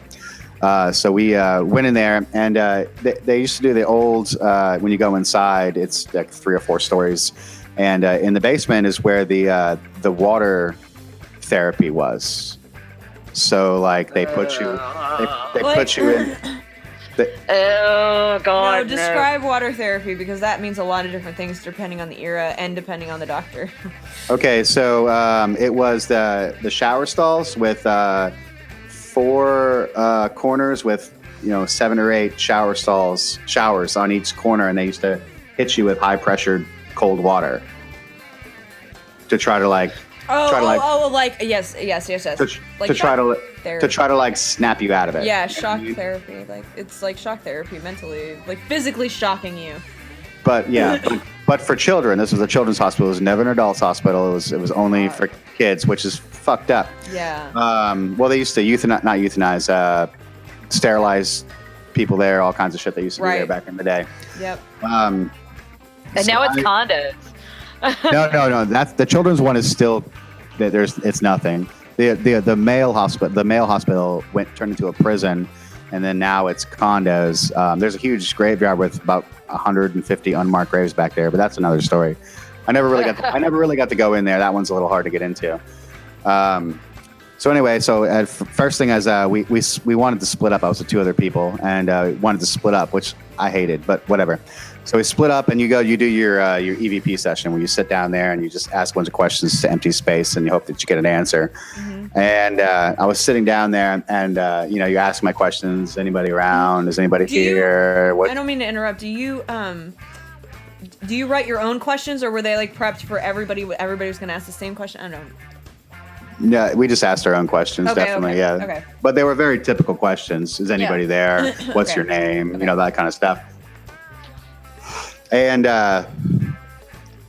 so I was sitting there, and then I got to the point where I was like, if somebody's here, can you show me a sign? And I had this rock get thrown towards my direction. And you're like, ting, and I'm like, shitting bricks, because I'm all by myself in the basement. Well, I'm the only guy in the basement. Like nobody else went down to the basement. I had to go there by myself, and I'm sitting there, and I'm like, oh fuck, you can hear me breathing over the thing. And I'm like, all right, so if that was real, do that again. Another rock comes flying by. Fucking no! How old are you at this time? Mid-20s, 26, Dude, 27. I would fucking... Oh, God, I would be so drunk. Yeah. No, I think we were drinking. I think that was part of the liquid courage that got us to go do that night. Okay, I don't mean to interrupt. I'm just in shock right now. Go on. So I said on the mic, I was like, oh God. And I was like, fuck this. And I went and I head up the stairs, and I go meet everybody else, and then we stayed together for the entire night. So it was the 3 of us, and we investigated everything, took pictures of everything. We got some orbs, but it could be dust, like, you know what I mean, like that kind of thing. Yeah. I don't really know, but we went back and we listened to the tapes, and when I said, "Oh God," a voice came over and said, "Your God is weak." Fucking hell! Wait, oh my god! Do you still have that? Do you still have that? No, I could probably find it. That would be my friend Sean, which he went off to be a reporter. So he lived in Alaska, Kentucky. I don't know where he lives now. I'd have to see if he still has it. We'll play it. Get it and we'll put it on the show. Yeah. We'll play it. He could be on. Both of you can come back on the show too and talk about it. I haven't talked to him in years. So you have no idea what my affinity for the paranormal is. In fact, her and I, this has been a complex part of our relationship because you see, she doesn't care, and I fucking care. It's not that I don't care. I care, and I think it's fun. I just don't believe like that necessarily. That's what they are. Right. And well, if it could be, it could be some sort of fourth dimensional being. I don't know. That's the science aspect of it. If there was a fourth dimensional being that existed, you couldn't see them as a three-dimensional being. This is just weird stuff, but it's actually based in a little, quantum mechanics and quantum physics. So, like, you couldn't see them. You would only be able to see a shadow of them, which would make sense. Right, like an echo. Yeah. But they would also transcend time and space. So a fourth dimensional being would be able to travel anywhere in time. Everything would be adjusted accordingly. Like, basically, we would be living. Well, they could see you, right, but you would really not be able to see them. Right. So, that same kind of thing. So, I don't know. I mean, maybe there is some sort of fourth dimensional being. I mean, we're confused when we think that they're ghosts. I don't know. Again, I don't know. So normal to be fucking confused. Viva Americana. You can't comprehend a fourth dimensional being just in the same aspect as you can't comprehend infinity.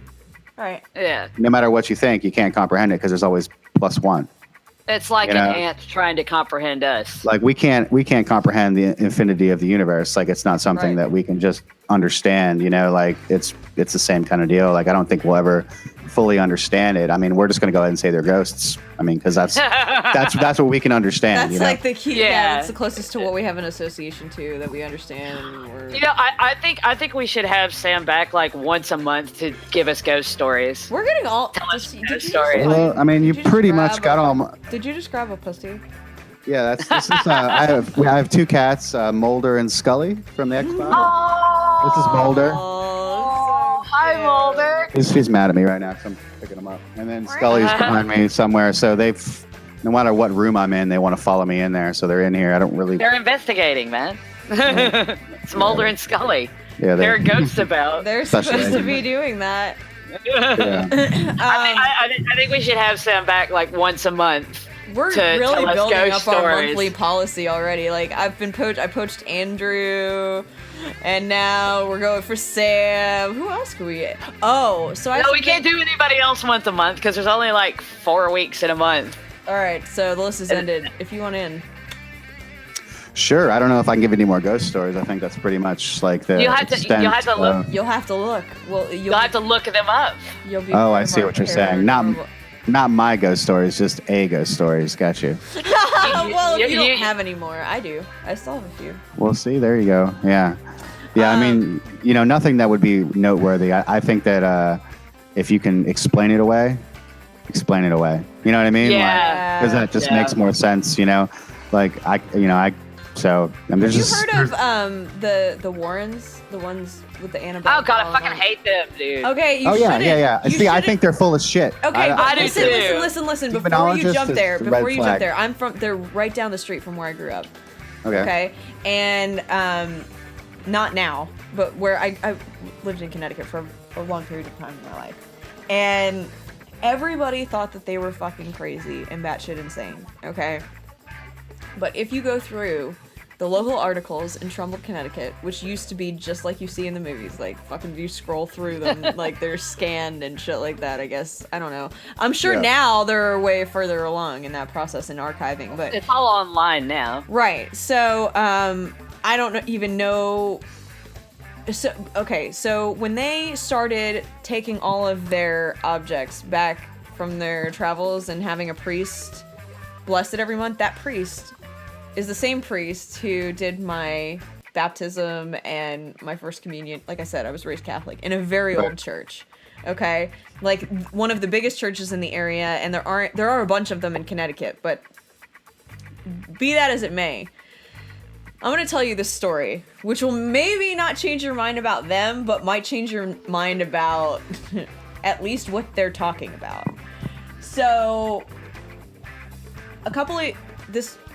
I was young when this happened, but I heard it in retrospect. So the guy was a little bit older, but his recollection of it was pretty fucking clear. So he talks about how regularly before another priest took his place in the rectory, that this guy would go over there, I guess monthly or every 4 months, when they started collecting things, because things would happen in their home, and they kept getting like some sort of like do-it-yourselfer guy that would come over and fix things. Well, then he started getting injured every time he came over.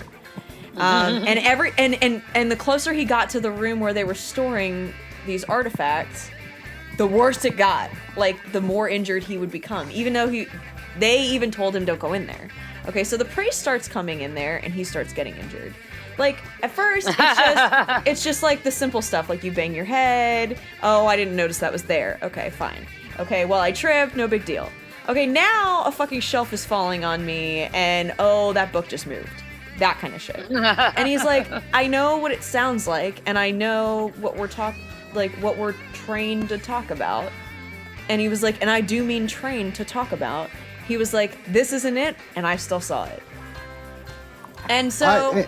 Yeah, so I'm not saying that like they weren't involved in some actual paranormal activity. I just think think they've that been sensationalized quite a bit. I think they're full of shit. So there's a couple things that I do know about them. So I think, what was the movie that it was based off of? It was The Conjuring. Conjuring. And Okay. Annabelle is technically loosely based on that. Amityville Horror is also the Warrens. So we'll talk about The Conjuring. One of the reasons I really love that movie is because it was based on some actual events. Right. When you talk to when I read the interview about the one of the children that lived there, she says, yeah, it was pretty close to what happened. You're like, oh, that's awesome.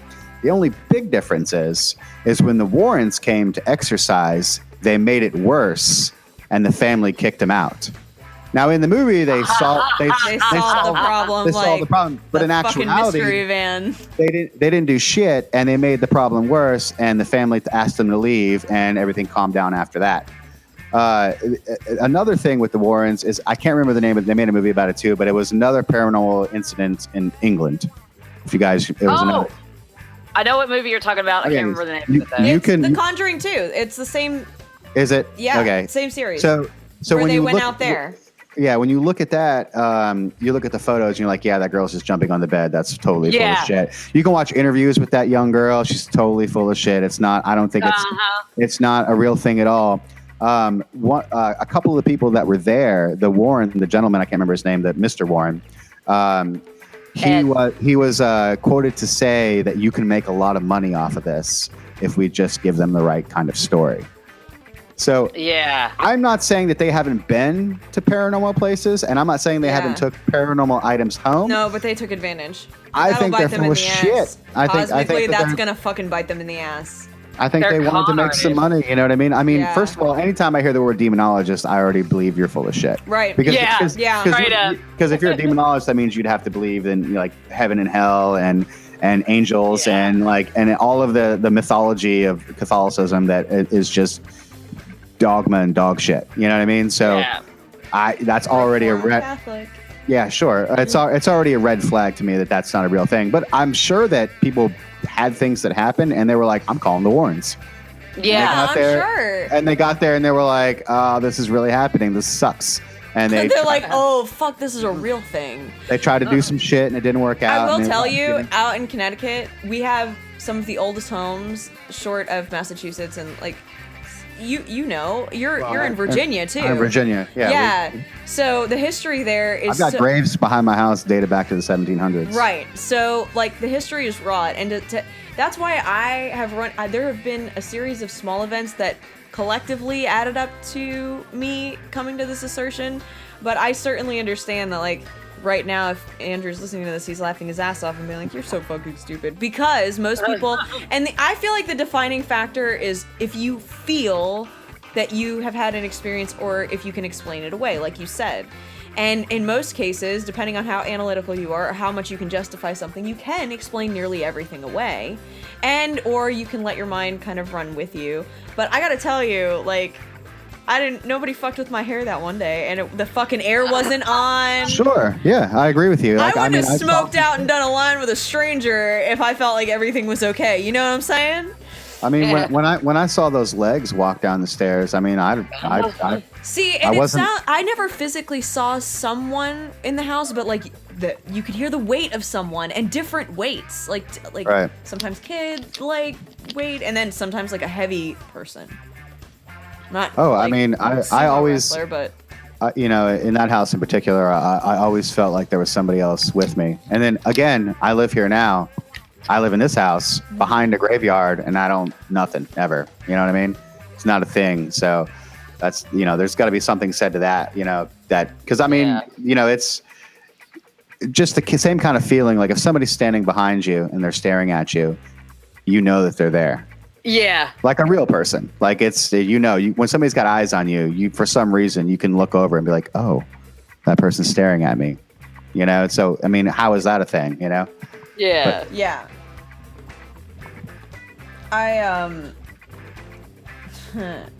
So I was just talking about. Oh. Is that you? What is that? It was my phone. Oh, okay. I was gonna say that. So I have one short kind of story because I was just saying I've never really seen figures except for that black thing. Right. So there was this one time that seems more scary than a human shape. It was very thing. ominous. That's I think you know the what creepiest I mean? part. There was no specific figure I was making out, but I have another story very similar to that. I was really sick at the time, so I blew it off as I was just hallucinating because I was switching through different types of beds and stuff, and so I just assumed it was that, and perhaps it was that. However, at the time, my friend now, boyfriend then, would tell you, he remembers this story clearly. So we were in a newly built house, and I think we had only lived there like 3 months since the construction ended, and the master was on the main floor, and there was no one upstairs because it was just the two of us living in the house besides the dogs. Well, I guess it wasn't the middle of the night. I mean, maybe 9 or 10 o'clock. And we were watching a show, and I started getting nervous, and then no explanation, no fucking trigger whatsoever. And again, I'm blowing it off as, okay, I'm just having a panic attack because my meds are fucked up. This is just an anxiety attack or whatever. And all of a sudden, my boyfriend recalls, or my ex-boyfriend recalls me saying things like, no, get away.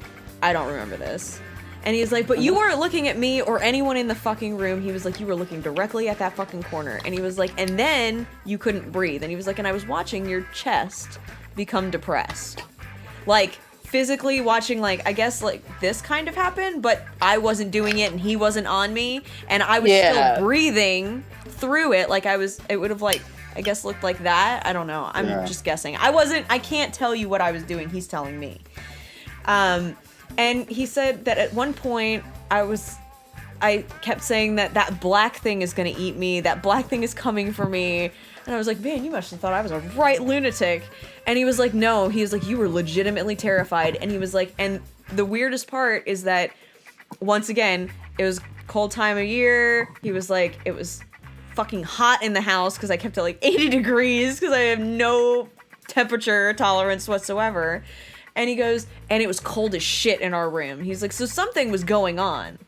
And he's like, I had already checked the heat. He's like, because I knew I was about to get bitched out for it being so fucking cold in the room. And he was like, but I couldn't leave the room because of all this happening. So then, there again, not a person, kind of like a figure and just out there. And I was like, well, yeah.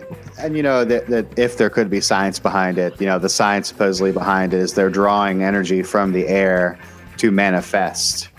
Is that a thing? Yeah. That's the going theory. That's the science. That's the pseudoscience on it. I mean, I'm not going to say it's science, but it's the drawing energy. That explains why I bump into somebody that's like dead and I'm like, oh, excuse me. Well, Yeah, and like they so also cold. report like batteries being drained and fucking shit like that. Now because that's the thing. I never had fucking battery power. It felt like my phone would never charge, plugged into the fucking wall in that one shit house I was telling you that where I was couch surfing. Not kidding. It was just no service. It was like Wrong Turn, only the rednecks lived among us. Instead of we would willingly turn on to the Wrong Turn road. We lived there. Yeah. Fucking Lawrenceville. Ever been there, Sam? Lawrenceville? Georgia?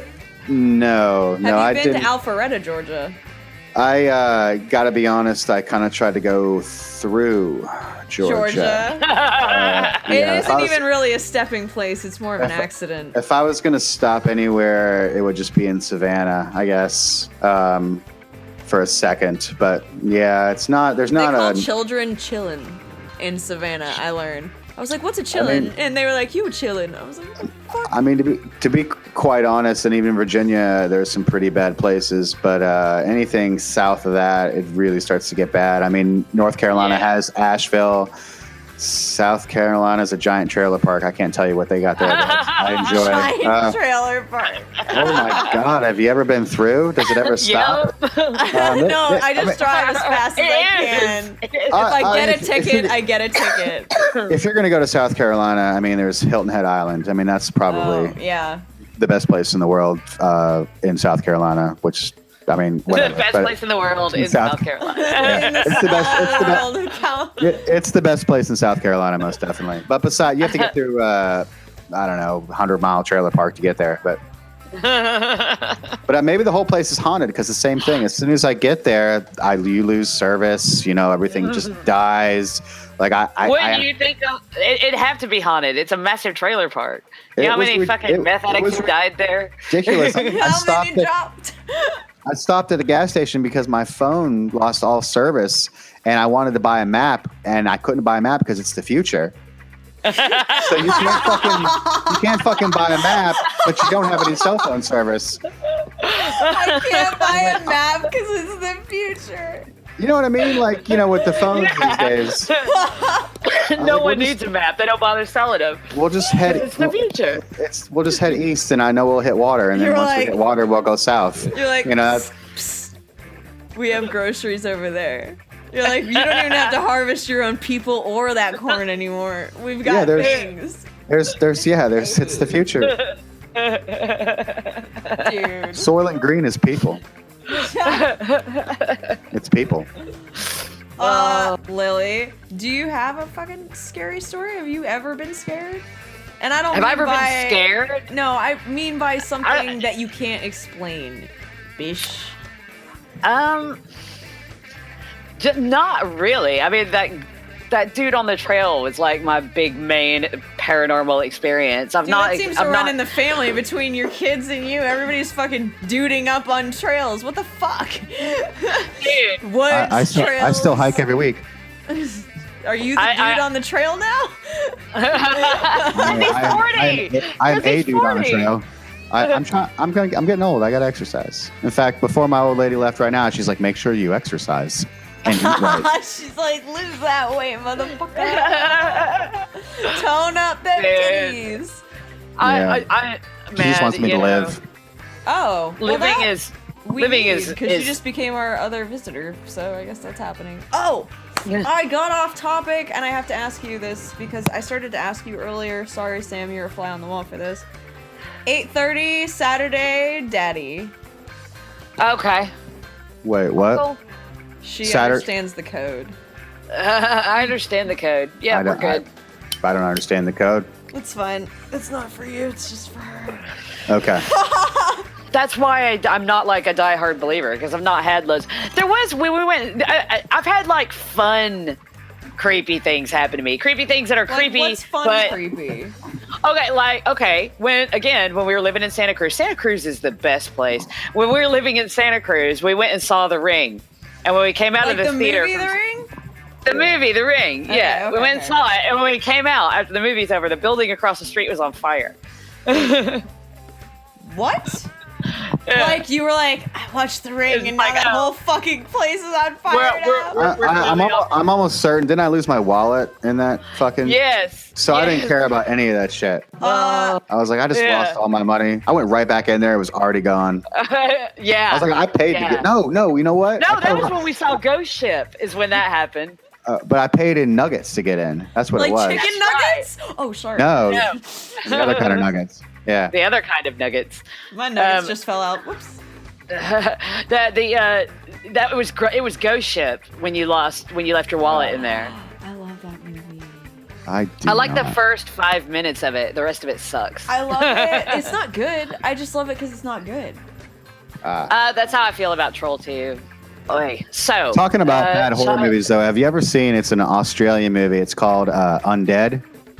No. It's about zombies, and you're like, this is a zombie movie with an Australian, hero, but you find out that there's aliens. I would have lost my head on that. I'm glad I waited. I'm going to watch this movie. What's it called again? Undead. I'm gonna hunt that shit down. Send me a link in Messenger so I get the right one. I might have to talk about that on my other show. Straight it's up, just dig them up. Hashtag you're like there's zombies, and then he's fighting off the zombies, and you're like, why is there aliens? And then it's got an interesting twist to it. So I won't ruin it for you, but I mean, definitely aliens is a pretty wicked twist when you're talking about zombies. Did the aliens make the zombies? Nope. They just randomly happened to show up. I wouldn't say I wouldn't say it's random. He's but like, there's actually a lot of build-up and explanation. It's got a decent ending for being a terrible movie. It's definitely, you're like, well, endings to movies are the worst part. So you can watch a great movie. I just watched Annihilation. It was a great movie up until the end, and it was really fucking bad. So most movies are really good. They just don't know how to end it. They were like, I got an idea. Aliens. They're like, thanks, Harold. You fucked up another cinematic, amazing adventure we should have been on, and now everybody's deucing out halfway through the rest of the film. But talking about worst movies, though, movie you never need to see is that movie Under the Skin. Oh, I was almost gonna. Okay, so that's good. Oh my god! I almost saw it.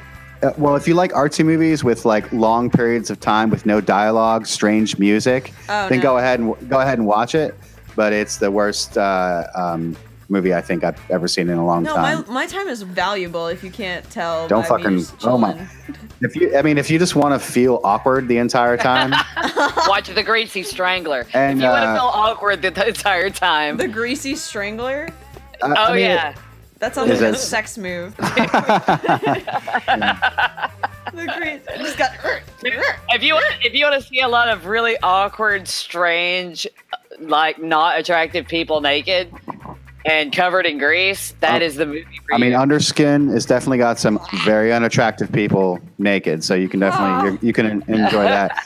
And I don't want to spoil it for you, but she's an alien somehow. Well, my mouth is sealed, but Special Agent Mulder and Scully are in the room. Oh no! They're gonna turn me in. Everything is calculated. Because we know the government does shady ass shit anyway. You do, but you see, that's the other thing. You have to have a brush with reality like that to even have a healthy fear of it. That, yes, absolutely. So for me, I know the government's shady and does some fucked up weird shit, but I'm glad that they do. To an extent, I'm okay with it. I mean, so it's like, where is the line, and isn't it situational? I think we were talking about that with Andrew one episode.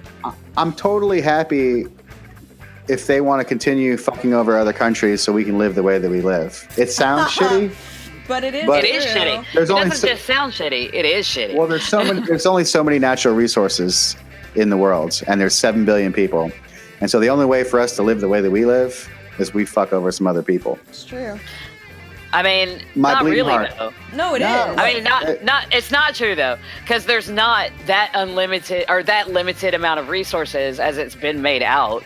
I mean, everything that we have, everything that we buy, everything that gets thrown out because the fucking banana isn't as perfect or it's surplus stock. All of that is plenty to fucking feed everyone on the planet. I can't ship my half banana. to It's not Africa. about a You know? half banana. It's not about a half banana. It's about I need the three, resources are there for everyone. but I need at least There 3 or is 4 that. bananas. I need at least 3 or 4 bananas to sit on my shelf and go bad for me to feel comfortable. I'm telling you, it's not 3 or fair. 4, give or take a banana. Banana in, a banana out. I don't eat the bananas. I don't. Yeah, I just buy them. I just buy them and they live there on the shelf. Dude, The child, Liliana, yeah, cheats. Mr. Rogers would be so fucking disappointed in you, dude. He was a nice man. Day in the neighborhood. I guess what I'm saying is, like, you know, it sucks, but I think that not every country could live the way that we live if we Why were not? to.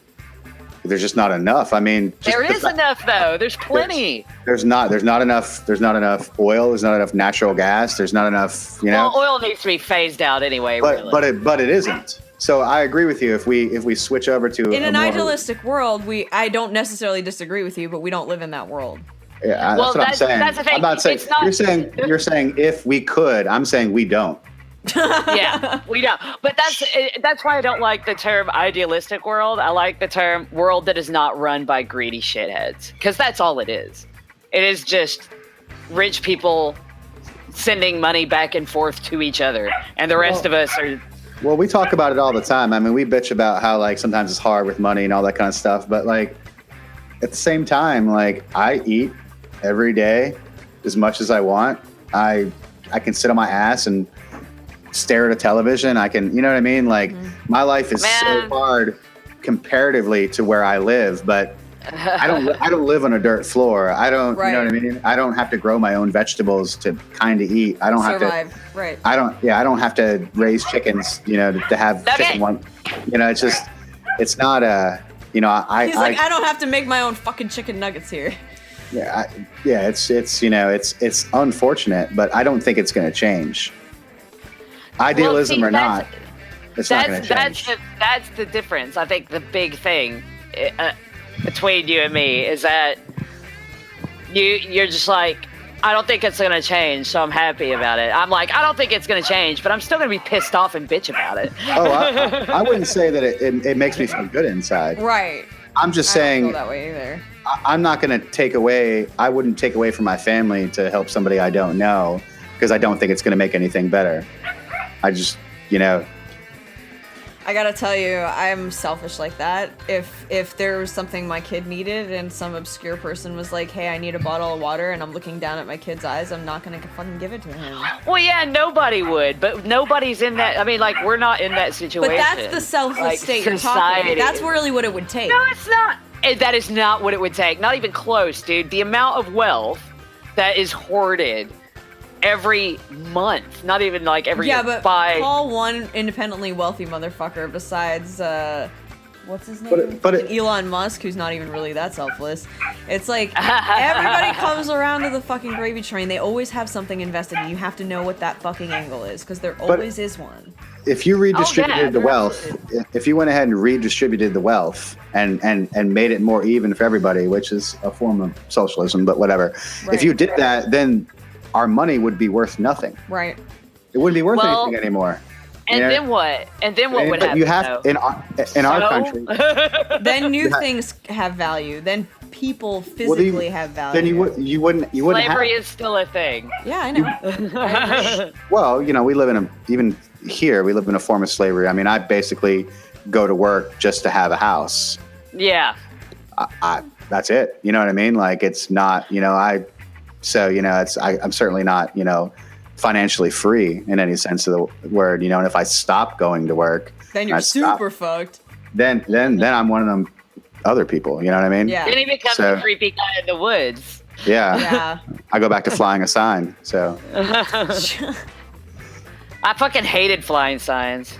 It's good money. Like, man, I mean, you made good money doing it. I never did. Although he did. One time we had to fly a sign, and he was like, right, we had gotten a puppy. He was like, right, go stand on that corner and hold this sign and hold this puppy. And I was like, all right. And like, put me out there. I just stood there with this little puppy. taking money from cars. Nice. So That was yeah, a we great puppy. we have a lot of people now in this area that fly signs, and my fiance's like, how do they even make money? You know what I mean? I'm like, look, so if you have 100 cars go by every like minute or so at the stoplight, and one person gives them $1, that's $60 an hour. Yeah. Like, you kidding me? Like, we don't give them any money, but somebody does. I mean, Right. in that instance, for example, the person behind us gave him money. I mean, that's going to happen every And stoplight. sometimes it'll be more And than $1. Oh yeah. I give them money. I would make $100 I an give homeless people hour. money. Yeah, it depends on what's going on. If they have a backpack, you get money from me. If you don't have a backpack, you live there, go get a job. Or, you know, Unless- another wait a tell, minute, the though, shoes. unless- If the shoes are like nice new shoes, no, you're not fucking homeless. What if it's their first day of being homeless, though? Their first day, I guess. Yeah, then they're everybody going to be starts- judged by me unfairly, unfortunately. Then. Everybody yeah, everybody has their first day of being homeless, where all their clothes are like in decent Still shape okay. and Well, shit. it depends on the situation. So, like, I mean, I don't know about you, but you can look at somebody and tell if they're an alcoholic, whether they've been drinking. Yeah, They've got it's- your their face has face certain. is Yeah. leathery and You know what I red. mean? You have a certain. Oh, so yeah. you know, and if you fly a sign that says "While I need a beer," I will totally give you money. I do But- too. Yes, But if you tell me you're hungry, fuck you. Yeah. there was a guy. You ain't hungry. Again, You can't be If hungry I can here. tell you're hungry, that's different. But you Oh my can't be God. hungry in America. You can't be hungry. The food is free. I traveled around the country, all over the place. The food is free. So where's the food free?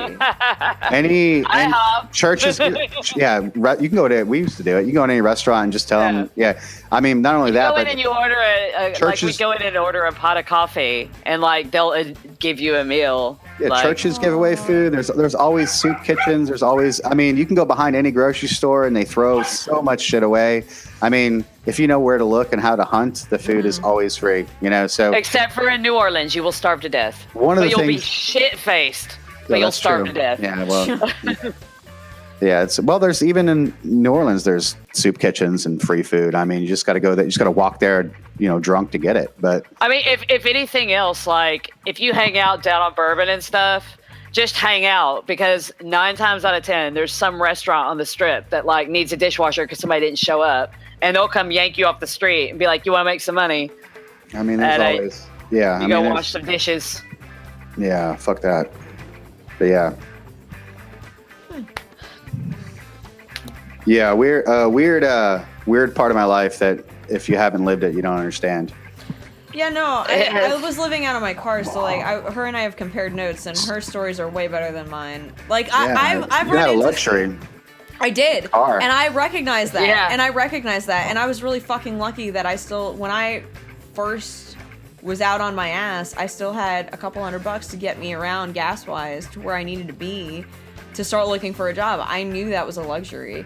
And eventually the gas money ran out, and I was just like, Well, fuck. And I think, I mean, obviously, I don't. This is probably just my crazy, and Sam doesn't have these things and stuff. But like, to this day, I still always like try to have a plan. Like, if everything falls apart and I end up on the street tomorrow, right? What am I going to do? Where am I going to go? What do I bring with me? What do I leave? And stuff like that. Conversely, Yeah. my needs are very simple. It's like, am I breathing? And do I have... Yeah. That's- It's really that simple, because Am I really breathing? it was Can I stay warm? it was living in that creepy ass house I was telling you about, and all the shit that I went through and endured when I was there, that made me, my needs are so simple. If I'm alive, I'm fine. I mean, I would say definitely now I don't worry about that whatsoever. I mean, this is my house. Yeah. These are my, I don't know. King of the I mean, castle. I would have no idea what to do with just the amount of shit that's in my basement. Yeah. Not to mention everything else. And, so that's definitely not a concern. I never worry. I'm never, not that if something happened, I wouldn't know how to survive if I had to walk out of this house with just my shirt and my pants. But, Yeah.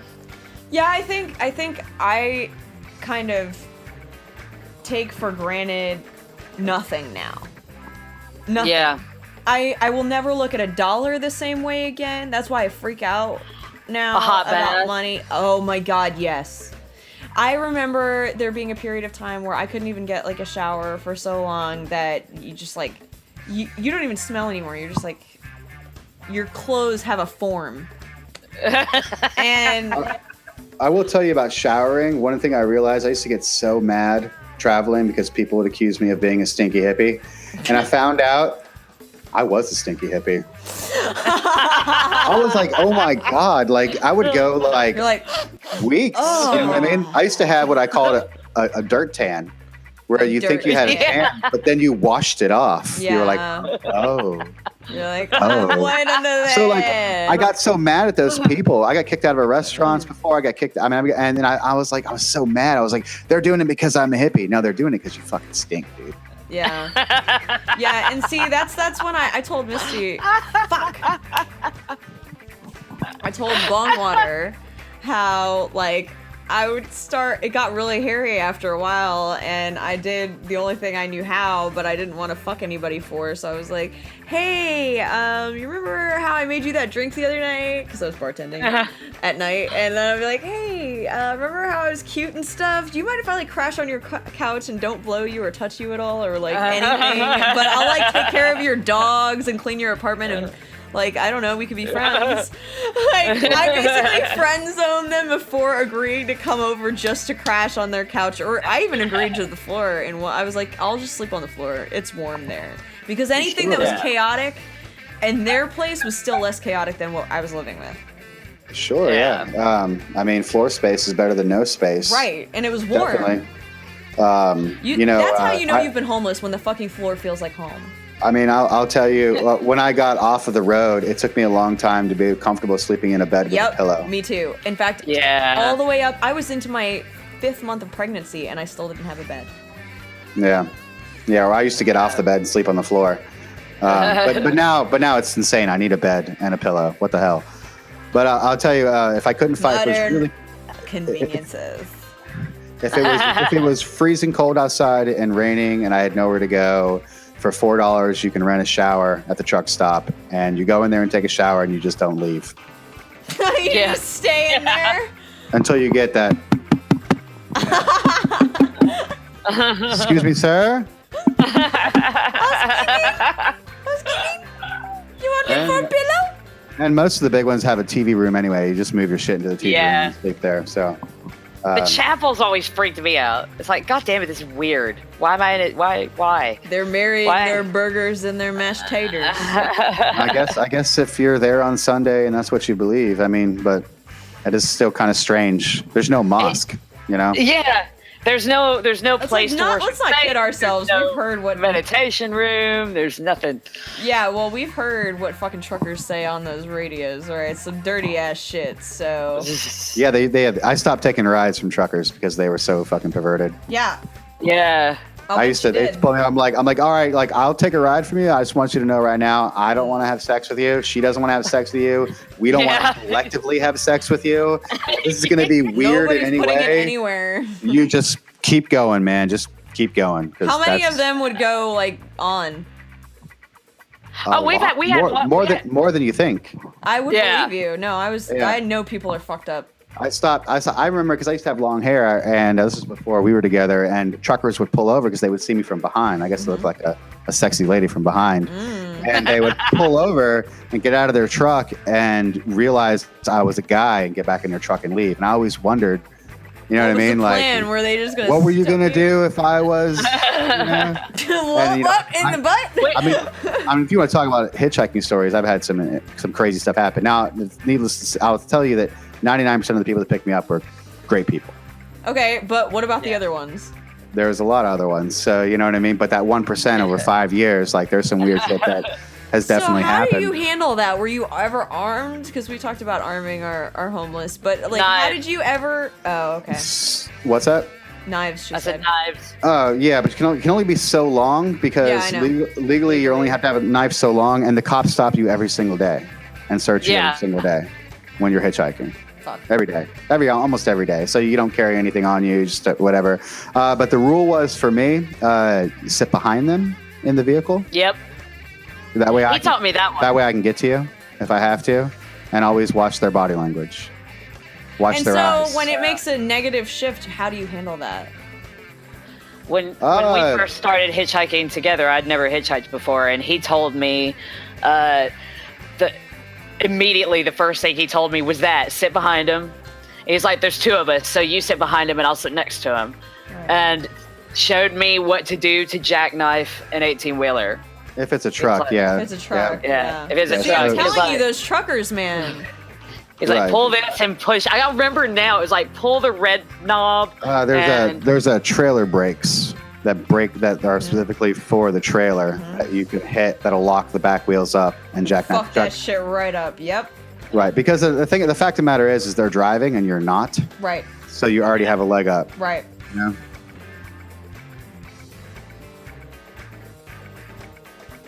But, you know. So, did you guys... Okay, you said there were some, like, weird experiences. Like, how did you... did you ever jackknife a trailer? No, I never... I never... So how did you get out? Threaten. Try me, bitch. To do things. Okay. Threaten to crash the vehicle. Threaten to do things, you know what I mean? 9 times out of 10, or maybe 10 times out of 10, because I'm still alive, once they realize there's a fight... They shut down. It's over. You know what I mean? Because that's dangerous. That's dangerous for them. Right. And I'm still a loner to this day. I enjoyed my alone time. I do too. You know? I do too. I loved it. I used to crave having people in my space, and now I'm like, get out. I can't. I have to breathe. I have to breathe because you get to a point where you enjoy the solitude. You take that's your peace, and when you don't have it, you feel crowded. Even if no one's trying to crowd you necessarily, it's an emotional connection. Well, I mean, even in life today, I'm in a house full of girls. You know what I mean? Like, so I'm like, are you working tomorrow? Yeah, why? No reason. I was just wondering. Just asking for a friend. I was just curious. I don't know. Okay, I have a question for both of you, actually. I've been here for 15 years. Of the places that you traveled to, was there like 1 or 2 places that you were like, this is the most dangerous place we've ever been? We had to get out as soon as possible. Detroit. I knew Detroit should be on that list. Detroit, LA? LA. Camden, New Jersey. Camden's pretty bad. Yeah. Camden, New Jersey. Jesus Christ. Good big giant pretzels from the street vendors, though. I was like, man, it's worth almost. What is it, like gang behavior out in movies. Camden? What's up there? No, dude, it's just like random violence. Like, it's just. I mean, it's like SVU style violence, or like all the violence.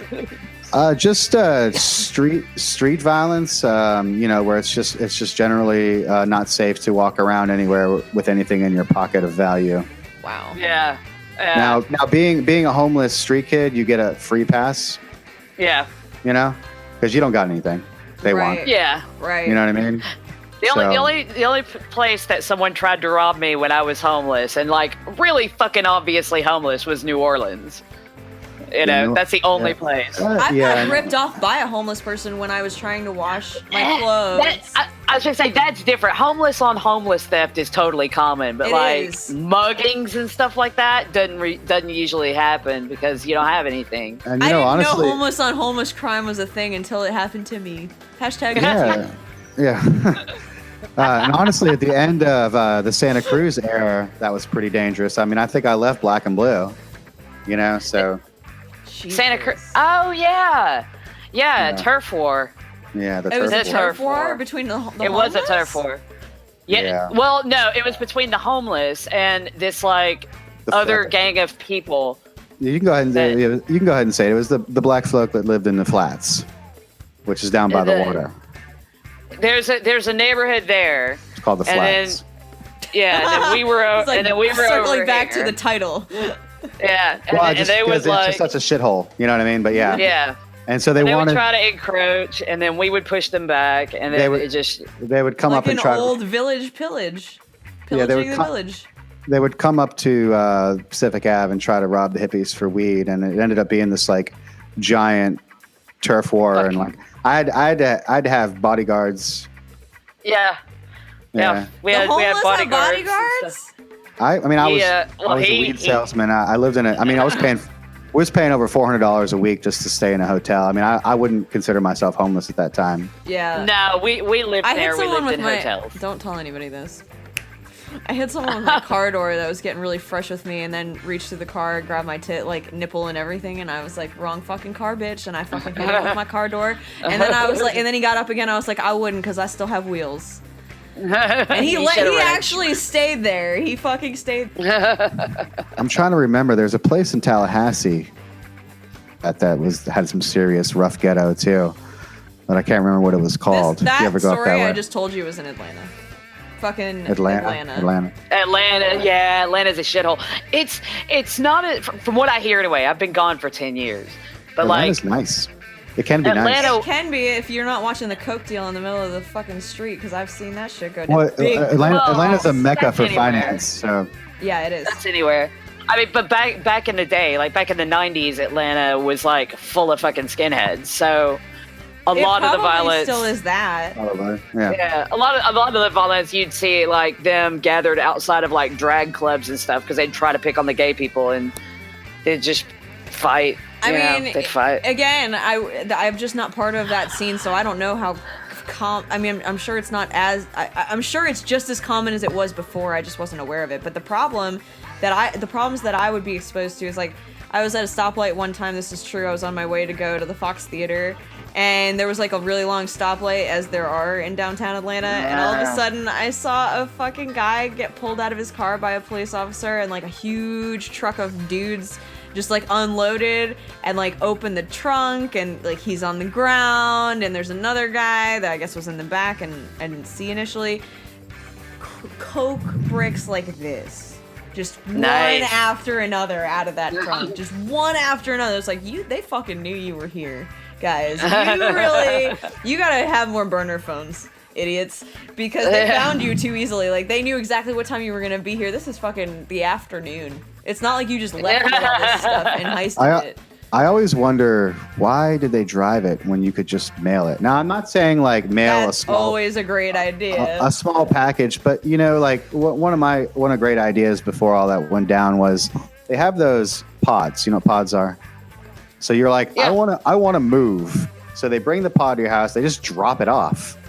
You fill it with whatever the fuck you want. Can't make it any fucking easier. You fill it with whatever you want. You know what I mean? Make it worth it for you. And then you can pick wherever you want in the country for them to take it. You can actually have them put it in a fucking warehouse and let it sit until you decide you want it back. Why are you driving with that? I mean, if you got pounds of cocaine in your trunk, what are you looking at? At least $100,000? You know what I mean? I think you can afford the pod. I never understood the mule, like the weird. The pod. I never understood why driving. There are dealers everywhere like listening to this show right now, like Googling. Wait, if they're listening now, it's over. That time is past. The game has passed. That is done. You've missed out on that shit. Yeah. They know about that shit now. They're like, oh wait, yeah, we have legal ways to ship things that we don't look in. You know what I mean? Like, Yeah. I mean, they just never thought about UPS. They never thought about FedEx. They never thought about the United States Postal Service. They were like, I'm not pulling that car over. Yeah, you should have pulled that car over. You know? But no, you looked for the shady guy. You know what I mean? So everybody associates drug lords with shadiness, and I mean, I get that, but we're not always talking about drug lords here. Sometimes we're just talking about that guy over there that just has a lot of money and does a lot of other stuff. Sometimes he doesn't look like a schmuck. Dude, when I was in Atlanta, I met the shadiest of motherfuckers, and what made him shady was how not shady he was. He was like in Atlanta? Criminal? He was like no, you would have never fucking guessed it, and that was what the genius was. Like, that's the idea. yeah. No, but he pulled it off. Most people attempt that in every way, shape, or form. He executed it flawlessly. Well, I've noticed in my history of life that a lot of people, and these people that get in trouble, they have to tell somebody. Yeah. They have to talk about it. They have to tell you how cool they are. That's why I would never be a dealer. I would fucking sing like a canary. That I know today that are still in the business that I won't say, you would have no idea. Right. Yeah. They also keep a job. Yep. Yeah. The good Master P said, Master P said legal money lasts longer than drug money. You know what I mean? So, I mean, those are the people that make it. Those are the people that don't tell you anything, that don't talk about it, that go to your family events. You know what I mean? That are not shady. They get up in the morning. They, Dude, when I finally found this out about this one person, I was so floored because it's like I had known them. I had been to like every family fucking event, like all the relevant shit. Never got a whiff of it. No pun intended. Like, never had a fucking idea. And then when he was like, yeah, I mean, that's the way it's supposed to be. Sure, yeah. Like, I remember reading a book about growing marijuana. And the first chapter, the first line is like, first thing that they want to tell you is don't tell anybody. Don't even tell your girlfriend. You know what I mean? Because that's how people talk. People get excited. Yeah, you know what I mean? Yep. Like, how else do people find out about things? Right. You know? So. Yeah. Don't tell anyone. Don't write anything down. And I want to reiterate. That's another reason why I would suck at it. I cannot function without writing shit down and talking about it because otherwise it never gets anywhere. But I just want to reiterate in case some of this somehow gets in the air. I am a drug-free individual. I just drink coffee, and smoking cigarettes, and I don't do anything illegal except for go 5 miles over the speed limit. I don't do anything illegal. I don't even drive. I mean, it's going 5 miles over the speed limit actually full on illegal. I thought it was one of those gray area kind of things. It's illegal. They're just not going to pull you over for it. Right.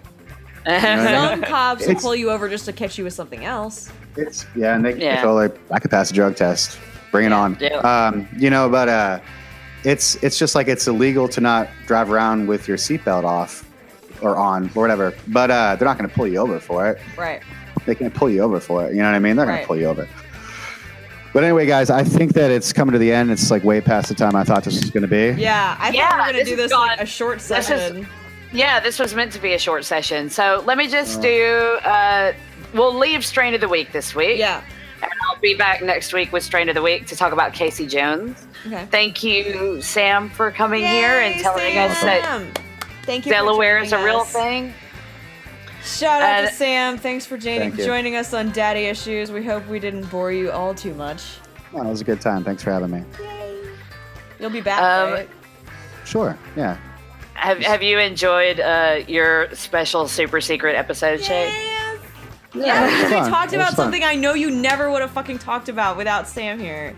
Paranormal shit. She never would have. Thank you. You gave me a baby Jesus gift, gold bag. And now, if he comes back every month with a new ghost story, I'll have to talk about it at least once a month. Yeah, buddy. All right. Sure. All right. Well, on that note, goodbye, everybody. Thank you, listeners, for tuning in. You know how to find us. I'll include all that in the extra posts. So we're done. Thank you for joining us on Daddy Issues, brought to you by the Damaged Goods Network.